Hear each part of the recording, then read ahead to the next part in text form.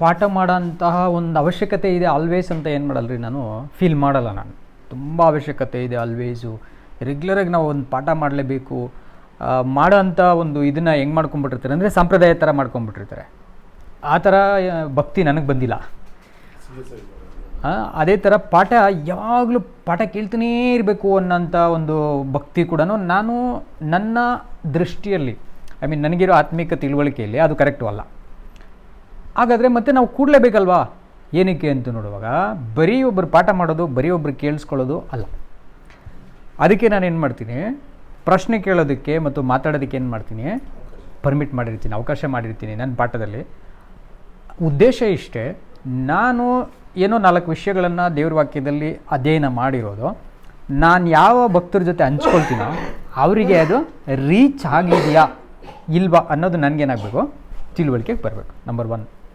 Number 2, ಅವರಿಗೆ ಅದು help ಆಗ್ತಾ ಇದೆಯಾ ಇಲ್ವಾ.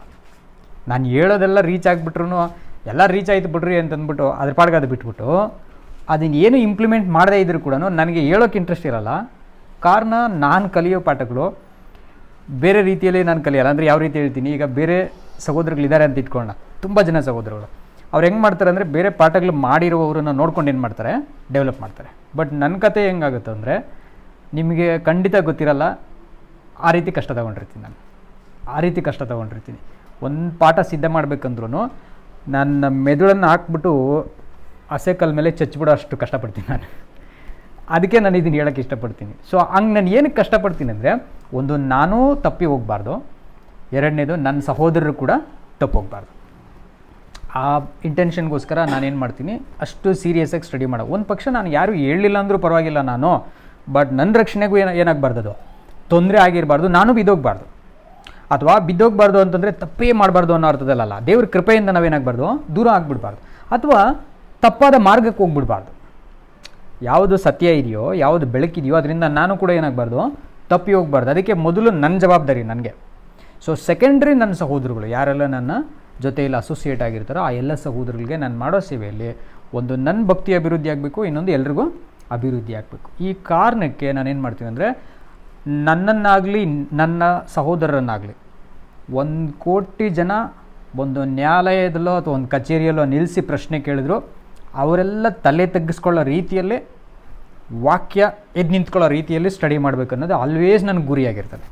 ಇದು ನನ್ನ ಪರ್ಸನಲ್ ಚಾಲೆಂಜ್ ಆಗಿರಲ್ಲ. ಇದು ಅಪೊಸ್ತಲ ಪೌಲ್ ಹೇಳ್ತಾರೆ, ರೋಮ 3ನೇ ಅಧ್ಯಾಯದಲ್ಲಿ 4ನೇ ವಚನದಲ್ಲಿ ಹೇಳ್ತಾರೆ, ನೀನು ದೇವರ ವಿಷಯದಲ್ಲಿ ನ್ಯಾಯ ಮಾಡುವಾಗ ಅಥವಾ ಗುದ್ದಾಡುವಾಗ ಅಂತ ತೊಗೊಂಬಂದು ನಾವು ಅದನ್ನು ನೀನೇ ಗೆಲ್ಲಬೇಕು ಅಂತಾರೆ. ಅದು ನಮ್ಮ ಮಾನಕ್ಕಲ್ಲ, ನಮ್ಮ ಮಹಿಮೆಗೆ ನಾವು ಗೆಲ್ಲಬೇಕು ಅಂತ ಅಲ್ಲ. ಅದು ವಾಕ್ಯ ಗೆದ್ದಿದೆ ಅಂದರೆ ಅರ್ಥ, ನೀನು ಗೆದ್ದಿದೆ ಅಂದರೆ ಅರ್ಥ ಯೆಹೋವ ಗೆದ್ದಿದ್ದಾರೆ ಅಂತ. ಸೊ ಅದಕ್ಕೋಸ್ಕರ ಬಂತ್ರ 4ನೇ ವಚನ, ಅದು 4. நீர் உம்முடைய வசனங்களில் நீதிவராய் விளங்கவும் உம்முடைய நியாயம் விசாரிக்கப்படும் போது வெற்றி அடைய ஆயிற்று. பாருங்க, உங்களுடைய நியாயம் விசாரிக்கும் போது வெற்றி அடையணும். அப்போ அது வந்து எங்களுடைய வெற்றி கிடையாது, அது யாருடைய வெற்றி? அது தேவனுடைய வெற்றி. அது ಸೊ ದೇವರ ನಾಮ ಭಂಗ ಆಗಬಾರ್ದು, ದೇವ್ರ ವಾಕ್ಯಕ್ಕೆ ಅವಮಾನ ಆಗಬಾರ್ದು, ದೇವ್ರ ವಾಕ್ಯದೊಳಗಡೆ ತಪ್ಪು ಕಂಡುಹಿಡಿಬಾರ್ದು ಅನ್ನೋ ಕಾರಣಕ್ಕೆ ನಾನೇನು ಮಾಡಿರ್ತೀನಿ ಅಂದರೆ, ಎಷ್ಟು ಡಿನಾಮಿನೇಷನ್ಗಳಿದಾರೋ ಪ್ರಪಂಚದಲ್ಲಿ ಎಲ್ಲ ಕ್ರೈಸ್ತ ದೇಶಗಳಲ್ಲಿ ಸೇರಿ 194 ದೇಶಗಳಲ್ಲಿ ಒಂದು ಹೆಚ್ಚು ಕಡಿಮೆ ಒಂದು 10,000 ಡಿನಾಮಿನೇಷನ್ಗಳು ಸ್ಟಡಿ ಮಾಡೋಂಥ ವಿಷಯಗಳನ್ನು ತಲೆಗೆ ಹಾಕ್ಕೊಂಡು, ಒಂದು ಪಕ್ಷ ಅವ್ರು ಬಂದ್ಬಿಟ್ಟು ನನ್ನ ಪ್ರಶ್ನೆ ಮಾಡಿದ್ರೆ ನಾನು ಏನಪ್ಪ ಉತ್ತರ ಹೇಳೋದು ಅಂತೇಳಿ ಆ ಭಯದಲ್ಲಿ ಅವರು ಎಲ್ಲರದನ್ನು ಒಂದು ಕಡೆ ಹಾಕ್ಕೊಂಡು, ನನಗೆ ಅವಶ್ಯಕತೆ ಇರಲ್ಲ. ಅದು ಒಂದು ಜಸ್ಟ್ ಒಂದು ಪಾಠ ಮಾಡಿ ಹಿಂಗೆ ಹೋಗ್ಬಿಡ್ಬೇಕಾದ್ರೆ ನನಗೆ ಇದು ಯಾವುದು ಅವಶ್ಯಕತೆ ಇಲ್ಲ. 10 ವಚನ ಜೋಡಿಸ್ಕೊಂಡ್ಬಿಟ್ಟು ಅದರಲ್ಲಿ ಒಂದು ಇಂಟರ್ಪ್ರಿಟೇಷನ್ ಕೊಟ್ಟು ನಾನು ಕಣ್ಮುಚ್ಕೊಂಡು ಹೋಗ್ತಾ ಇರ್ಬೋದು. ಪಾಠ ಮಾಡೋದು ಒಂದೇ ಆದರೆ ನನಗೆ ಪಾಠ ಮಾಡೋದು ಈ ಒಂಚೂರು ಆ ಥರ ಪಾಠ ಮಾಡೋಕ್ಕೆ ನನಗೆ ಲೈಫಲ್ಲಿ ಯಾವತ್ತೂ ಇಂಟ್ರೆಸ್ಟ್ ಇಲ್ಲ. ನನ್ನ ಆಸೆ ಏನಂದರೆ, ನಾನು ಯೆಹೋವನ ನಾಮವನ್ನು ಎತ್ಕೊಳ್ತಾ ಇದ್ದೀನಿ ಅಂತ ಅಂದ್ಬಿಟ್ರೆ ಅದಕ್ಕೆಲ್ಲೂ ಕಳಂಕ ಆಗಬಾರ್ದು. ನನ್ನ ಕೊರತೆಗಳಿಂದ ಏನನ್ನ ಇದ್ದರೆ ನಾನು ದೇವ್ರ ಹತ್ರ ಕಾಲಕ್ಕೆ ಬಿದ್ದು ಕ್ಷಮೆ ಕೇಳ್ಕೊತೀನಿ, ಅದು ಬೇರೆ. ಬಟ್ ಯೆಹೋವ ದೇವರ ಹೆಸರನ್ನು, ಅವರ ವಾಕ್ಯಗಳನ್ನು ಏನು ಮಾಡಬಾರ್ದು, ತಪ್ಪಾಗಿ ತೋರಿಸ್ಬಾರ್ದು. ಸೊ ಅವ್ರ ಹೆಸರಿಗೆ ಇನ್ನೊಬ್ಬರು ಬಂದ್ಬಿಟ್ಟು, ನೋಡೋ ನೀನು ಹೇಳ್ತಾ ಇರೋ ಪಾಠ ಇದು ತಪ್ಪಾಗಿದೆ, ಅಥವಾ ಬೈಬಲಲ್ಲಿ ಬೇರೆ ಥರನೇ ಇದೆ, ಅಥವಾ ನಿಮ್ಮ ರಕ್ಷಣೆ ಬೇರೆ ಥರ, ಹಿಂಗೆಲ್ಲ ಹೇಳಿ ಎಲ್ಲೂ ಅವಮಾನಕ್ಕೆ ನಾನು ಗುರಿಯಾಗಬಾರ್ದು, ನನ್ನ ಸಹೋದರರು ಕೂಡ ಗುರಿಯಾಗಬಾರ್ದು. ಸೊ ಈ ಕಾರಣಕ್ಕೆ ತುಂಬ ಸೀರಿಯಸ್ಸಾಗಿ ಸ್ಟಡಿ ಮಾಡೋದು ನಂಬರ್ 1. ನಂಬರ್ 2 ಏನು ತಿಳಿಸ್ಬೇಕಂತ ಇಷ್ಟಪಟ್ಟೆ, ಅದು ನಿಮ್ಮೆಲ್ರಿಗೂ ಹೆಲ್ಪ್ ಆಗಿದೆಯಾ ಅನ್ನೋದು ಕೂಡ ಖಂಡಿತ. ಯಾಕಂದರೆ ನಾನು ಒಂದು ದಿನಕ್ಕೆ 10 ಪಾಠಗಳನ್ನು ನಾನು ಸ್ಟಡಿ ಮಾಡ್ತೀನಿ. ಏನೋ ಸೀರಿಯಸ್ಸಾಗಿ ಕೂತ್ಕೊಂಡ್ರೆ 20 ಪಾಠಗಳು ಮಾಡ್ಕೊತೀನಿ. ಅದೆಲ್ಲವನ್ನು ತಂದು ಶೇರ್ ಮಾಡೋಕ್ಕಾಗಿರಲ್ಲ, ಅವಶ್ಯಕತೆ ಇರಲ್ಲ. ನಿಮ್ಗಳಿಗೆ ಯಾವ ಪಾಠ ಅತ್ಯಂತ ಪ್ರಯೋಜನವಾಗಿರುತ್ತೋ ಅಂಥದ್ದು ಏನು ಮಾಡಬೇಕು, ನಾನು ಪಾಠ ಮಾಡಬೇಕಾಗ್ತದೆ.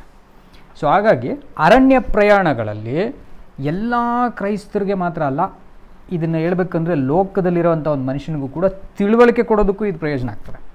ಅವನಿಗೆ ಭಕ್ತಿ ಬರಬೇಕಾಗಿಲ್ಲ, ಬಟ್ ಅವನ ಜೀವನದಲ್ಲಿರೋ ಕಷ್ಟ ಸುಖಗಳು, ಬರೋ ಸನ್ನಿವೇಶಗಳನ್ನು ನಿಭಾಯಿಸ್ಕೊಳ್ಳೋದಕ್ಕೆ ಅವನಿಗೆ ಎಜುಕೇಷನ್ ಕೂಡ ಆಗ್ತದೆ ಈ ಅರಣ್ಯ ಪ್ರಯಾಣಗಳು. ಯಾಕಂದರೆ ಅಷ್ಟು ಒಳ್ಳೆಯ ವಿಷಯಗಳು, ಅನುಭವಗಳು ನಡೆದಿರೋದು. ಸೊ ಮನುಷ್ಯನ ಜೀವನ ಹೆಂಗಿರ್ತದೆ, ದೇವರು ಡೀಲ್ ಮಾಡೋದು ಹೆಂಗಿರ್ತದೆ, ಇವೆರಡರ ಮಧ್ಯೆ ಏನೇನೆಲ್ಲ ಮನುಷ್ಯನ ಜೀವನದಲ್ಲಿ ನಡೆದು ಹೋಗ್ಬಿಡ್ತದೆ ಕೊನೆ ತನಕ, ಇದಿಷ್ಟು ಬರ್ತದೆ. ಹಾಗಾಗಿ ಇದಿಷ್ಟನ್ನ ಮೊದಲು ನಾನು ಇಂಟ್ರಡಕ್ಷನ್ ಕೊಟ್ಬಿಟ್ರೆ ನಿಮಗೊಂದು ಸೀರಿಯಸ್ನೆಸ್ ಇರ್ತದೆ. ಕಾರಣ ನಾನು 2 ರೀತಿಯಲ್ಲಿ ನನ್ನ ಜೊತೆ ಪಾಠ ಕೇಳೋರನ್ನ ನಾನು ತೂಕ ಹಾಕ್ಕೊಳ್ತಾ ಇರಬೇಕಾಗುತ್ತೆ. ಆ್ಯಸ್ ಎ ಟೀಚರ್ ನನ್ನ ಕರ್ತವ್ಯ ಅದು. ಒಂದು ಪ್ರಾರ್ಥನೆಗಳಲ್ಲಿ, ನೀವು ಮಾಡೋ ಪ್ರಾರ್ಥನೆಗಳಲ್ಲಿ. 2ನೇದು ನೀವು ಕೇಳೋ ಪ್ರಶ್ನೆಗಳಲ್ಲಿ ಎಷ್ಟು ಬುದ್ಧಿಯುಳ್ಳಂಥ ಪ್ರಶ್ನೆ ಕೇಳ್ತಾರೆ. ನಾನು ಪರ್ಮಿಟ್ ಮಾಡಿರ್ತೀನಿ, ಆಮೇಲೆ ತಪ್ಪಾಗಿ ಕೇಳಿದ್ರು ನಾನು ಕೋಪ ಮಾಡ್ಕೊಳ್ಳಲ್ಲ. ಬಟ್ ಯಾಕಂದರೆ ನಾನು ನೆಕ್ಸ್ಟ್ ಏನು ಮಾಡ್ಬೋದು, ಅದನ್ನು ಸ್ಟಡಿ ಮಾಡ್ಬೋದು. ಓಕೆ, ಇಲ್ಲಿ ಈ ವಿಷಯ ಎರರ್ ಆಗ್ತಾಯಿದೆ, ಇದನ್ನೇನು ಮಾಡೋಣ, ಕರೆಕ್ಟ್ ಮಾಡೋಣ. ಸಮ್ಟೈಮ್ಸು ನನಗೆ ತಿಳ್ಕೊಳ್ಳೋಂಥ ಪ್ರಶ್ನೆಗಳು ಕೇಳಿದ್ದೀರಾ, ಆವಾಗ ನಾನು ತಿಳ್ಕೊಳ್ತೀನಿ ಅದನ್ನು. ಓ ಹೌದಲ್ವಾ, ಹಿಂಗೂ ಕೂಡ ಬರುತ್ತಲ್ವ, ಸೊ ಈ ಥರನೂ ಯೋಚನೆ ಮಾಡ್ಬೋದಲ್ವಾ ಅಂತ ನನಗೂ ಹೆಲ್ಪ್ ಆಗುತ್ತೆ. ಪ್ಲಸ್ ನನ್ನ ಕಡೆಯಿಂದ ನಿಮಗೂ ಕೂಡ ಹೆಲ್ಪ್ ಆಗುತ್ತೆ. ಸೊ ಹಾಗಾಗಿ ಪ್ರಶ್ನೆ ಮಾಡೋದಕ್ಕೆ ಬಿಟ್ಟಿರ್ತೀನಿ, ಪ್ರಾರ್ಥನೆಗಳಲ್ಲೂ ನಾನು ಗಮನಿಸ್ತೀನಿ.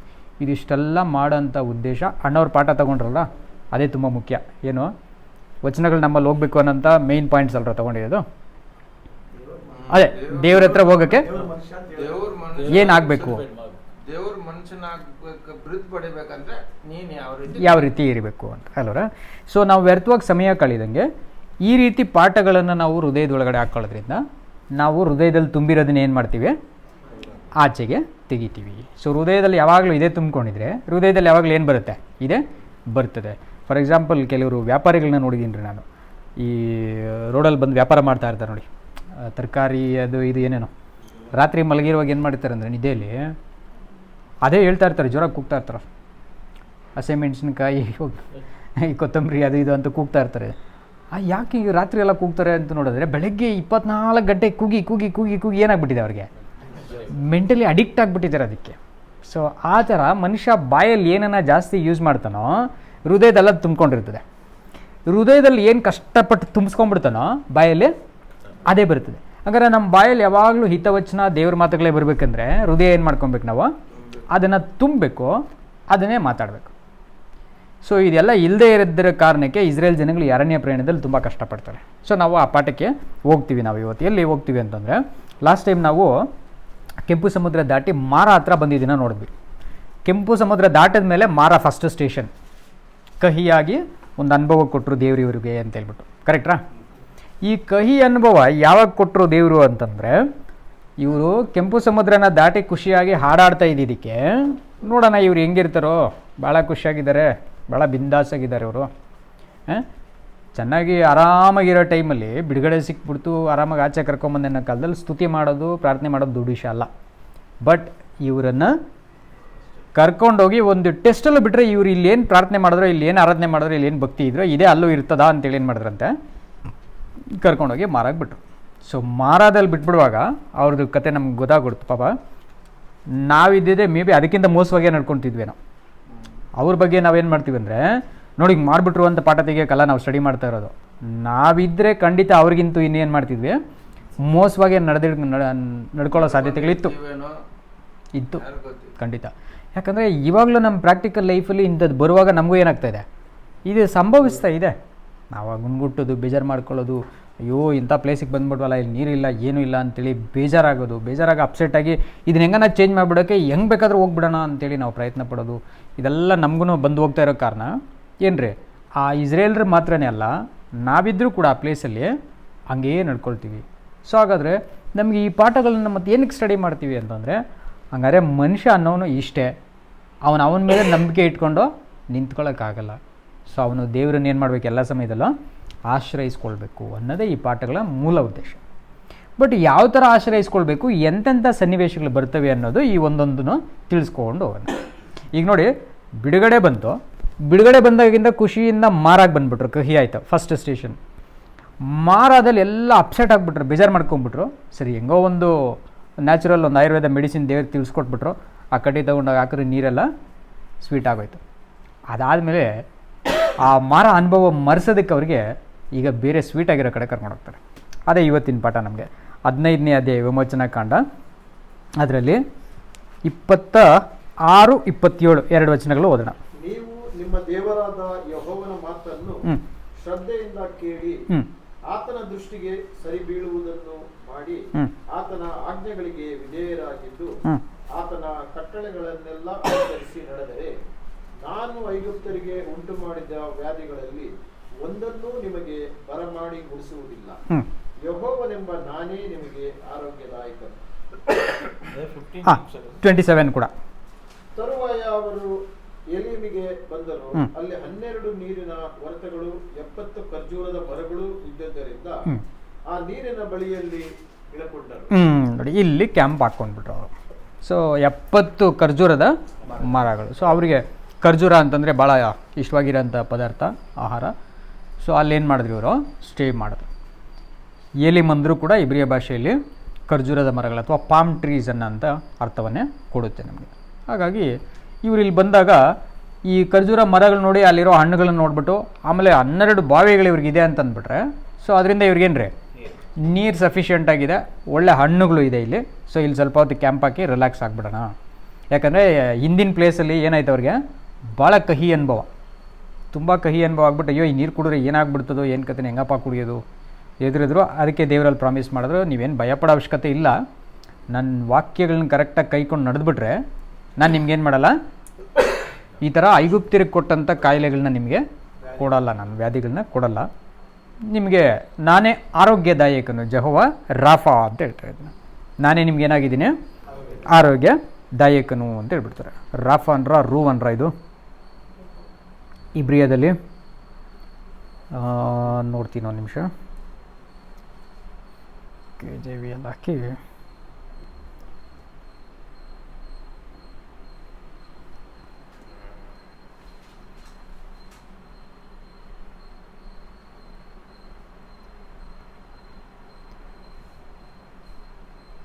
ಇದು ನಮಗೆ ಲಾರ್ಡ್ ಏನು ಬರುತ್ತೆ, ಹೀಲೆತ್, ರಾಫಾ, ಕರೆಕ್ಟ್ ರೀ. ಹಿಬ್ರಿಯಾದಲ್ಲಿ ರಾಫಾ ಅಂತ ಬರುತ್ತೆ, RAPHA ಅಂತ. ಯೆಹೋವಾ ರಾಫಾ ಅಂತ ಚರ್ಚ್ಗಳ ಮೇಲೆ ಎಲ್ಲ ಹಾಕ್ಕೊಂಡಿರ್ತಾರೆ. ಈಗ ತುಂಬ ಚರ್ಚ್ಗಳನ್ನ ಕಟ್ಟಿರ್ತಾರೆ. ಯೆಹೋವಾ ರಾಫಾ ಅಂದರೆ ಯೆಹೋವನೇನೋ ಪರಿಹಾರಿ, ಎಲ್ಲ ಕಾಯಿಲೆಗಳನ್ನು ನೀಗಿಸ್ಬಿಡೋನು ಅಂತ. ಸೊ ಇದು ಏನಕ್ಕೆ ನಾನು ಈ ಹೆಸರು ಎತ್ತದೆ ಪರ್ಟಿಕ್ಯುಲರಾಗಿ ಅಂದರೆ, ಈ ಹೆಸರಲ್ಲಿ ಇವತ್ತು ಪ್ರಾಟೆಸ್ಟೆಂಟಲ್ಲಿ ಸಾವಿರಾರು ಡಿನಾಮಿನೇಷನ್ಗಳನ್ನ ಮಾಡ್ಕೊಂಡಿದ್ದಾರೆ. ಆಮೇಲೆ ಲಕ್ಷಾಂತರ ಚರ್ಚ್ಗಳಿದ್ದಾವೆ, ಇಂಡಿಪೆಂಡೆಂಟ್ ಚರ್ಚ್ಗಳು ಲಕ್ಷಾಂತರ ಚರ್ಚ್ಗಳಿದ್ದಾವೆ. ಯೆಹೋವನು ನಿಮ್ಮ ಆರೋಗ್ಯದಾಯಕನು, ನಿಮಗೆ ಕಾಯಿಲೆ ಬರ್ಸಲ್ಲ, ನಿಮಗೆ ಕಾಯಿಲೆ ಸ್ವಸ್ಥ ಮಾಡಿಬಿಡ್ತಾನೆ ಅಂತ. ಬಟ್ ಅದು ಹಂಗೆ ನಾವು ತೊಗೊಳ್ಳೋದ ಅಂತ ನೋಡೋದಾದರೆ ಹಂಗೆ ತೊಗೊಳ್ಳಂಗೆ ಇಲ್ಲ. ಕಾರಣ ನಮಗೆ ಹೊಸ ಒಡಂಬಡಿಕೆಗೂ ಹಳೆ ಒಡಂಬಡಿಕೆಗೂ ಇರೋ ವ್ಯತ್ಯಾಸ ಏನಂದರೆ, ಇಸ್ರೇಲ್ಗೆ ಮಾಡಿರೋಂಥ ವಾಗ್ದಾನಗಳು ಬೇರೆ ರೀತಿಯಾದವುಗಳು, ಸಭೆಗೆ ಮಾಡಿರೋ ವಾಗ್ದಾನಗಳು ಬೇರೆ ರೀತಿಯಾದಂಥವು. ಸೊ ಹಂಗಾಗಿ ಲಿಟ್ರಲಾಗಿ ಅವ್ರಿಗೆ ಏನು ಹೇಳಿದ್ರು ಅದೆಲ್ಲ ನಾವು ಲಿಟ್ರಲಾಗಿ ಹಂಗೆ ತೊಗೊಬಾರ್ದು.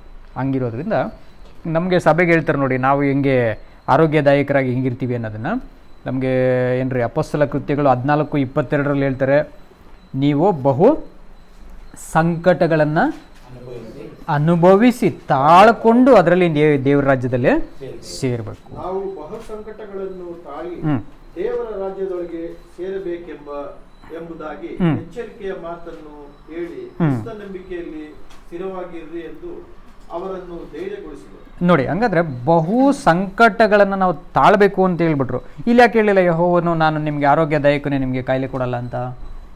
ಸೊ ಆ ರೀತಿ ಬರಲ್ಲ. ಅಥವಾ 1 ಕೊರಿಂಥ 4ನೇ ಅಧ್ಯಾಯ ನಿಮಗೆ 10-11 ವಚನ ಹೋದ್ರು, ಅಲ್ಲೂ ಕೂಡ ಇನ್ನೂ ಡೀಟೇಲಾಗಿ ಹೇಳ್ತಾರೆ ಸಭೆಗೆ ಇರೋ ಥರ ಆಶೀರ್ವಾದಗಳು ಯಾವುದು ಅಂತ ಹೇಳ್ಬಿಟ್ಟು. கர்த்தராகிய இயேசுவினுடைய ஜீவனும் எங்கள் சரீரத்தில் 1 ಕೊರಿಂಥ 4:10 ನಾವಂತೂ ಕ್ರಿಸ್ತನ ನಿಮಿತ್ತ ಹುಚ್ಚರಾಗಿದ್ದೇವೆ, ನೀವು ಕ್ರಿಸ್ತನಲ್ಲಿ ಬುದ್ಧಿವಂತರಾಗಿದ್ದೀರಿ. ನಾವು ಬಲಹೀನರು, ನೀವು ಬಲಿಷ್ಠರು. ಹ್ಞೂ ನೀವು ಮಾನಶಾಲಿಗಳು, ನಾವು ಮಾನಹೀನರು. ಹ್ಞೂ ಈ ಗಳಿಗೆಯವರೆಗೂ ನಾವು ಹಸಿದವರು, ಬಾಯಾರಿಕೆ ಉಳ್ಳವರು, ಮೈಗೆ ವಸ್ತ್ರವಿಲ್ಲದವರು, ಮುದ್ದು ತಿನ್ನುವವರು, ಮನೆಯಿಲ್ಲದವರು, ಸ್ವಂತ ಕೈಗಳಿಂದ ಕೆಲಸ ಮಾಡಿ ದುಡಿಯುವವರು ಆಗಿದ್ದೇವೆ. ಬಯಸಿಕೊಂಡು ಹರಿಸುತ್ತೇವೆ, ಹಿಂಸೆಪಟ್ಟು ಸಹಿಸಿಕೊಳ್ಳುತ್ತೇವೆ, ಅಪಕೀರ್ತಿ ಹೊಂದಿ ಆಧರಿಸುತ್ತೇವೆ. ನಾವು ಈಗಿನವರೆಗೂ ಲೋಕದ ಕಸವೋ ಎಲ್ಲದರ ವಲಸವೋ ಎಂಬಂತೆ ಆಗಿದ್ದೇವೆ. ನೋಡಿ, ಸೊ ಈ ಥರ ಆಗ್ಬಿಟ್ಟಿದೆ. ಹಾಗಾದರೆ ಅಲ್ಲಿ ದೇವ್ರು ಹೇಳಿದ್ದನ್ನು ಯಾಕೆ ಇವ್ರಿಗೆ ಹೇಳ್ತಾ ಇಲ್ಲ ಅಂತ ನೋಡಿದ್ರೆ, ಅವ್ರಿಗೆ ಹೇಳಿದ ಆಶೀರ್ವಾದಗಳು ಇಹಲೋಕ ಸಂಬಂಧಪಟ್ಟ ಮತ್ತು ತಾತ್ಕಾಲಿಕ ಆಶೀರ್ವಾದಗಳು, ಟೆಂಪರರಿ ಬ್ಲೆಸ್ಸಿಂಗ್ಸ್. ಆದರೆ ಸಭೆಗೆ ಯೇಸು ಕ್ರಿಸ್ತರ ಭಕ್ತರಿಗೆ ವಾಗ್ದಾನ ಮಾಡ್ತಾ ಇರೋಂಥದ್ದು ಪರಲೋಕದ ಆಶೀರ್ವಾದಗಳು, ಶಾಶ್ವತವಾದ ಆಶೀರ್ವಾದಗಳು, ಶಾಶ್ವತವಾದದ್ದು. ಸೊ ಆಗಿರೋ ಈ ದೊಡ್ಡ ಡಿಫರೆನ್ಸ್ ಇರೋದ್ರಿಂದ ನಮಗೇನಾಗುತ್ತೆ ಅಂತಂದರೆ, ಈ ಒಂದು ಇಹಲೋಕದ ಆಶೀರ್ವಾದಗಳಿಗೆ ಪ್ರಾರ್ಥನೆ ಮಾಡಿರೋ ಭಕ್ತರು ಏನು ಪ್ರಾರ್ಥನೆ ಮಾಡೋರು ಆ ಕಾಲದಲ್ಲಿ ಅಂದರೆ, ದೇವರೇ ನನಗೆ ಬಡತನವೂ ಕೊಡಬೇಡ, ನನಗೆ ಐಶ್ವರ್ಯನೂ ಕೊಡಬೇಡ. ಯಾಕೆ? ನಾನು ಬಡತನ ಕೊಟ್ಟರೆ ಎಲ್ಲಿ ಕಳ್ತನ ಮಾಡ್ತೀನಿ, ಕಳ್ತನ ಮಾಡಿ ಕೊಟ್ಟರೆ ಎಮ್ಮೆ ಪಟ್ಟು ನಿನ್ನಲ್ಲಿ ಕೈ ಬಿಟ್ಬಿಡ್ತೀನಿ. ಸೊ ಎರಡೂ ಮಾಡುವಾಗ ನನ್ನ ತೊಂದರೆ ನಿನಗೆ ಅಂತಾರೆ. ಯೆಹೋವನೇ, ನೀನು ಎರಡೂ ಮಾಡಿದ್ರೆ ತೊಂದರೆ ಯಾರಿಗೆ ಗೊತ್ತಾ? ನಿನಗೆ. ಯಾಕಂದರೆ ನಾನು ಬಡವಾಗಿ ಕಳ್ತನ ಮಾಡಿದ್ರೆ ನಿನ್ನ ಹೆಸರೇ ಹೇಳ್ತೀನಿ. ಆವಾಗ ಕೆಟ್ಟೋಗೋದು ಯಾರ ಹೆಸರು? ನಿನ್ನ ಹೆಸರೇ. ನಾನು ಐಶ್ವರ್ಯವಂತನಾಗಿ ಕೊಬ್ಬುಬಿಟ್ರೆ ಆವಾಗ್ಲೂ ಯಾವ ದೇವ್ರು ಬಿಡ ಅಂತಂತೀನಿ. ಆವಾಗಲೂ ಕೆಟ್ಟೋಗೋದು ಯಾರ ಹೆಸರು? ನಿನ್ನ ಹೆಸರೇ. ಹಂಗಾದರೆ ಈಗ ನೀನೇನು ಮಾಡ್ಬೇಕು ಹೇಳು? ದಿನದ ಆಹಾರ ಕೊಟ್ಕೊಂಡು ಕರೆಕ್ಟಾಗಿ ಮ್ಯಾನೇಜ್ ಮಾಡ್ಬೇಕು ನನಗೆ. ಹಂಗಿದ್ರೆ ನಿನ್ನ ಹೆಸರು ಸೇಫ್, ಇಲ್ಲಾಂದರೆ ನಿನ್ನ ಹೆಸರು ಡ್ಯಾಮೇಜ್. ಇದು ಪ್ರಾರ್ಥನೆನ ಬ್ಲ್ಯಾಕ್ ಮೇಲಾ? ಅಲ್ಲ, ಹಿಂಗೆ ಹೇಳ್ತೀರಾ? ಈಗ ಅದೇ ಅಪೊಸ್ತಲರು ನೋಡಿ, ನೀನು ಊಟ ಕೊಡಲೇಬೇಡ, ನಾನು ಹಂಗೆ ಇರ್ತೀನಿ.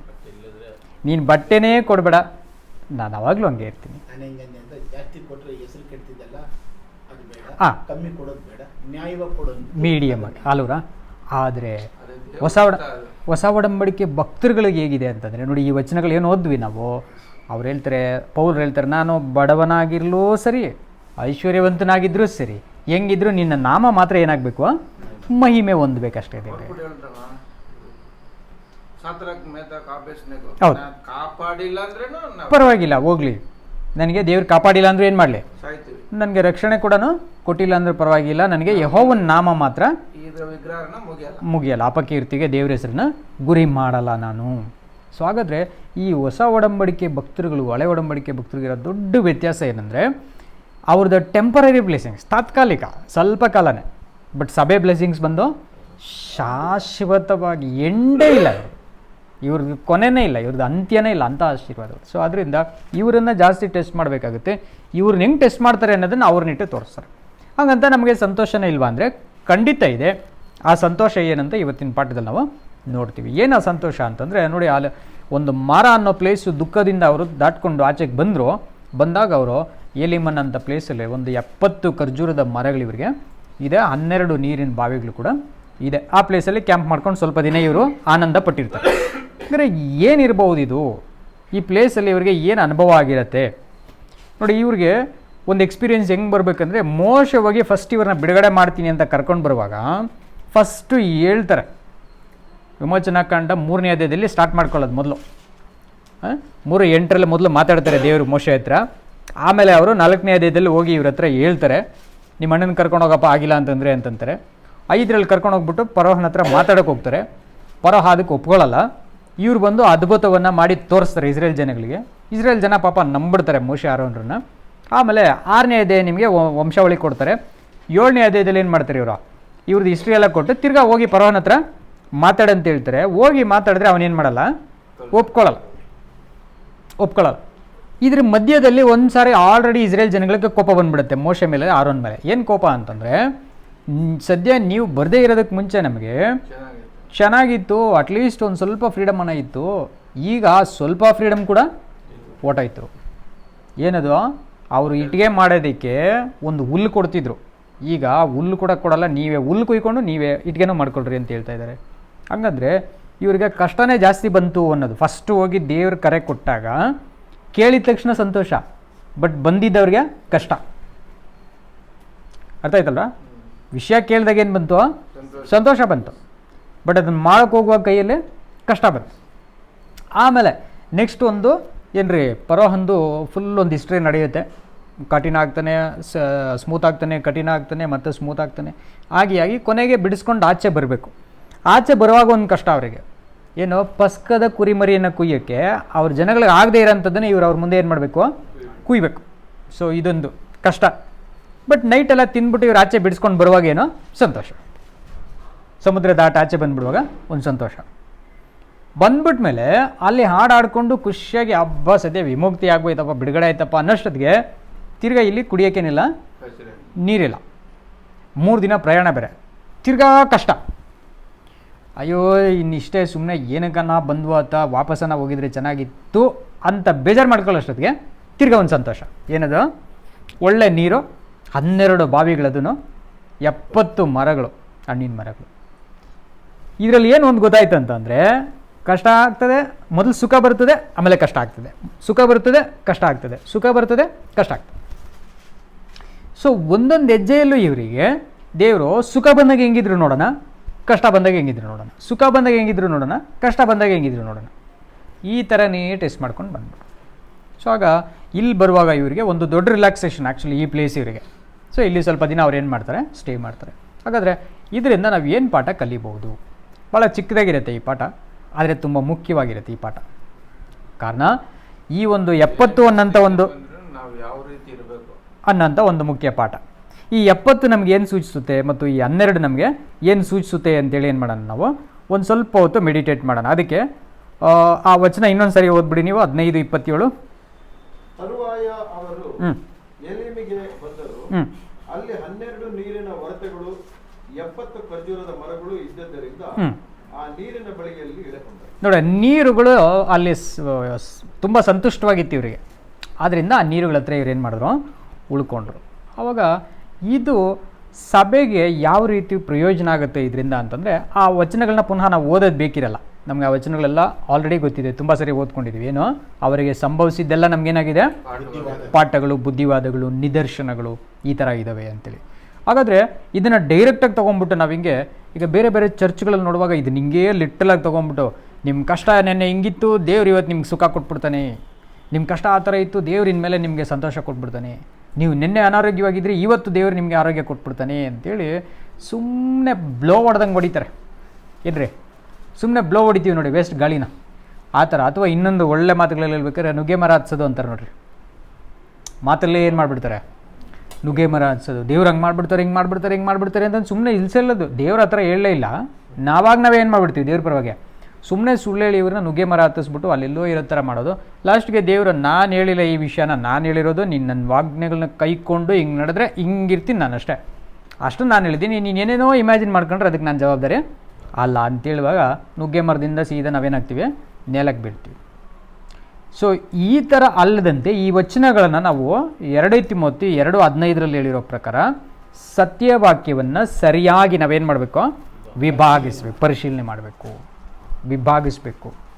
ಸೊ ಸತ್ಯವಚನವನ್ನು ಸರಿಯಾಗಿ ವಿಭಾಗಿಸಿ ನಾವು ಅಧ್ಯಯನ ಮಾಡುವಾಗ ಏನಾಗುತ್ತೆ, ಯಾವುದು ಇಸ್ರಾಯೇಲ್ಯರಿಗೆ ಹೇಳಿದ್ದಾರೆ, ಯಾವ ಕಾಲದಲ್ಲಿ ಹೇಳಿದ್ದಾರೆ, ಯಾವುದನ್ನು ಸಭೆಗೆ ಹೇಳಿದ್ದಾರೆ, ಯಾವ ಕಾಲಕ್ಕೆ ಹೇಳಿದ್ದಾರೆ, ಇದರಿಂದ ಈ ವಿಷಯಗಳನ್ನು ನಾವು ಹೇಗೆ ಅರ್ಥ ಮಾಡ್ಕೊಳ್ಳಿಕ್ಕೆ ಸಾಧ್ಯ ಆಗ್ತದೆ ಅನ್ನೋಂಥ ತಿಳುವಳಿಕೆ ನಮಗೆ ಅತಿ ಅವಶ್ಯಕ.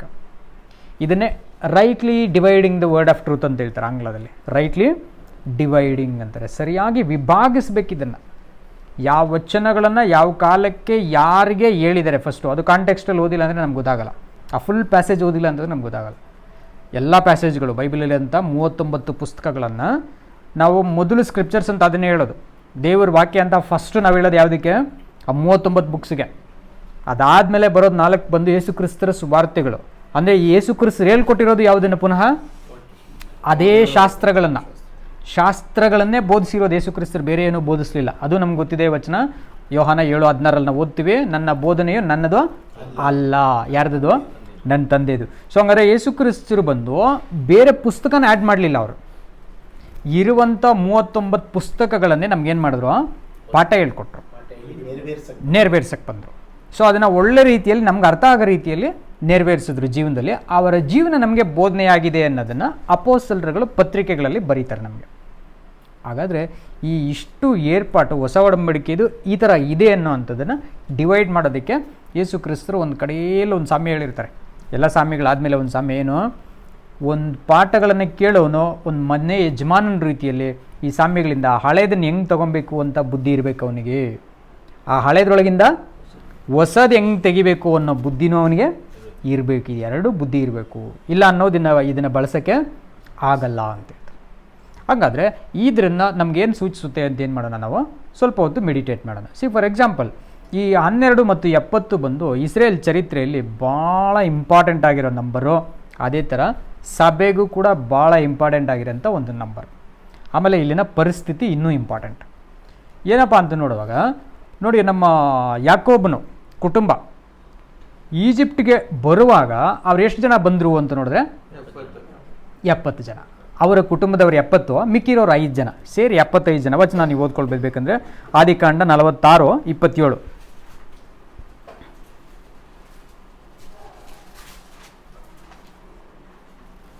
ಅವರಲ್ಲದೆ ಐಗುಪ್ತ ದೇಶದಲ್ಲಿ ಯೋಸೇಫನಿಗೆ ಹುಟ್ಟಿದವರು 2, ಐಗುಪ್ತ ದೇಶಕ್ಕೆ ಹೋದ ಯಾಕೋಬನ ಕುಟುಂಬದವರೆಲ್ಲರೂ ಒಟ್ಟಾಗಿ 70 ಮಂದಿ. ನೋಡಿ, ಒಟ್ಟಾಗಿ ಎಷ್ಟು ಜನ ಹೋದ್ರಂತೆ?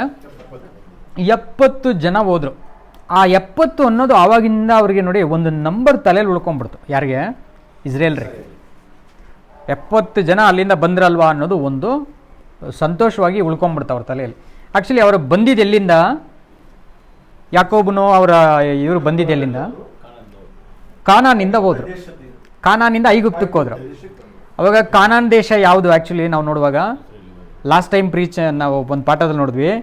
ಕಾನಾನ್ ದೇಶ ಆ್ಯಕ್ಚುಲಿ ಏನಾಗಿತ್ತಂದರೆ ದೇವರಾಲಯ ಅಥವಾ ಏದೆನ್ ಇದ್ದಿದ್ದಂಥ ಒಂದು ಸ್ಥಳ. ಅದು ಎಕ್ಸಾಕ್ಟಾಗಿ ಅದೇ ಅಂತ ಹೇಳೋದಕ್ಕಿಂತ ಆ ನಿಯರೆಸ್ಟ್ ಲೊಕೇಶನ್. ಯಾಕಂದರೆ ಈಗ ಭೂಕಂಪಗಳು ಎಲ್ಲ ಆಗಿ ಸಮುದ್ರಗಳು ಉಂಟಾಗಿ 2 ನದಿಗಳೇ ಕಾಣೆಯಾಗಿದ್ದಾವೆ.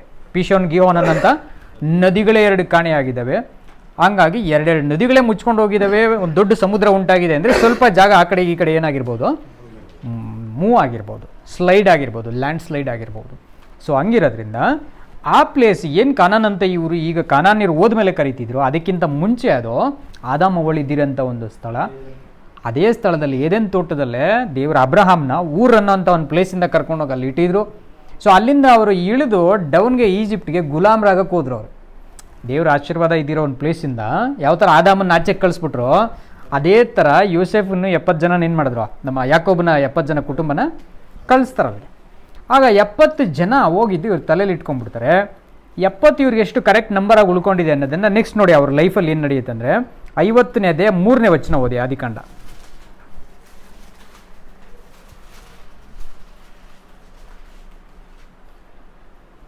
என் தகப்பனார் என்னை நோக்கி, இதோ நான் மரணம் அடைய போகிறேன், கானான் தேசத்திலே 53 ಕರೆಕ್ಟಾ? 40 ದಿನಗಳು ಸುಗಂಧ ದ್ರವ್ಯಗಳನ್ನು ತುಂಬುವ ಪದ್ಧತಿ ಇರುವುದರಿಂದ ಅಷ್ಟು ದಿವಸ ಸಿದ್ಧಪಡಿಸುತ್ತಾ ಇದ್ದರು. ಐಗುಪ್ತರು ಅವರಿಗೋಸ್ಕರ 70 ದಿನಗಳವರೆಗೂ ಗೋಳಾಡಿದರು. ನೋಡಿ ಎಷ್ಟು ದಿನ ಅಂತೆ. ಸೊ 70 ಅನ್ನೋದು ಇವ್ರ ತಲೆಯಲ್ಲಿ ಏನಾಗಿದೆ, ಒಂದು ಪದ್ಧತಿ ಆಗೋಗಿದೆ, ಒಂದು ನಿಯಮ. ಏನೇ ಮಾಡಿದ್ರು ಅದನ್ನ ಎಷ್ಟು ತೊಗೊಂಡೋಗೋಣ, 70ಕ್ಕೆ ತೊಗೊಂಡೋಗೋಣ ಅನ್ನೋಂಥ ಒಂದು ನಿಯಮ. ಅದೇ ಥರ ಇವ್ರಿಗೆ ಮಕ್ಕಳು ಹುಟ್ಟಿರೋದನ್ನ ಇನ್ನೊಂದು ಸಾರಿ ಕನ್ಫರ್ಮ್ ಮಾಡ್ತಾರೆ. ವಿಮೋಚನಾ ಕಾಂಡ 1ನೇ ಅಧ್ಯಾಯ 5ನೇ ವಚನದಲ್ಲಿ ಇಷ್ಟು ಮಕ್ಕಳು ಹುಟ್ಟಿದ್ರು ಅನ್ನೋದನ್ನ ಇನ್ನೊಂದು ಸಾರಿ ಕನ್ಫರ್ಮ್ ಮಾಡ್ತಾರೆ. 1ನೇ ಅಧ್ಯಾಯ 5ನೇ ವಚನ, ಎಕ್ಸೋಡಸ್ 1:5. ಬಳಿಕ ಯೋಸೇಫನು ಅವನ ಅಣ್ಣ ತಮ್ಮಂದಿರು ಆ ಕಾಲದಲ್ಲಿ ಇದ್ದವರೆಲ್ಲರೂ ಗತಿಸಿ ಹೋದರು. ಆದರೆ ಇಸ್ರಾಯೇಲರು ಅಭಿವೃದ್ಧಿಯಾಗಿ ಅತ್ಯಧಿಕವಾಗಿ ಹೆಚ್ಚಿ ಬಹಳ ಬಲಗೊಂಡರು. ಆ ದೇಶದಲ್ಲೆಲ್ಲ ತುಂಬಿಕೊಂಡರು. 1:5 ಬದರ್ ವಿಮೋಚನಾ. யோசேப்பு அதற்கு முன்னமே எகிப்தில் போயிருந்தான். யாக்கோபின் கர்ப்பப்பிறப்பாகிய யாவரும் 70 பேர். ನೋಡಿ ಎಷ್ಟು ಜನ ಅಂತೆ, ಎಕ್ಸಾಕ್ಟ್ ಆಗಿ 70 ಜನ ಯಾಕೋಬನಿಂದ ಹುಟ್ಟಿರೋಂಥವ್ರು. ಹುಟ್ಟಿದವರೆಲ್ಲರೂ 70 ಮಂದಿ. 70 ಮಂದಿ. ನೋಡಿ 70 ತುಂಬ ಸಿಗ್ನಿಫಿಕೆಂಟ್ ನಂಬರ್, ಅಂದರೆ ಗಮನಾರ್ಹವಾದ ಸಂಖ್ಯೆ ಎಲ್ಲಿ? ಇಸ್ರೇಲ್ನಲ್ಲಿ. ಸೊ ಆಗ ಈ ನಂಬರು ಯಾವ ಥರ ಆಗೋಗ್ಬಿಡ್ತೀವಿ ಇವ್ರಿಗೆ ಅಂದರೆ, ಅಲ್ಲಿಂದ 70 ಜನ ಹೆಂಗೆ ಒಂದು ಕುಟುಂಬದ ಮುಖ್ಯಸ್ಥರಾಗಿ ಬಂದರೋ ಅದೇ ಥರ ಇವ್ರ ಕುಟುಂಬಗಳಲ್ಲಿ ಒಂದು ಮನೆ ಯಜಮಾನರು ಅಥವಾ ಒಂದು ಕುಟುಂಬಗಳ ಯಜಮಾನರು ಅಂತಂದರೆ ಅದು 70 ಜನಗಳಿರೋದನ್ನು ನಾವು ನೋಡ್ತೀವಿ. ಅದರ ವಚನ ನಾವು ನೋಡೋಣ ಬೇಕಂದರೆ ವಿಮೋಚನಾ ಕಾಂಡ 24:1, ಎಕ್ಸಡಸ್ 24:1.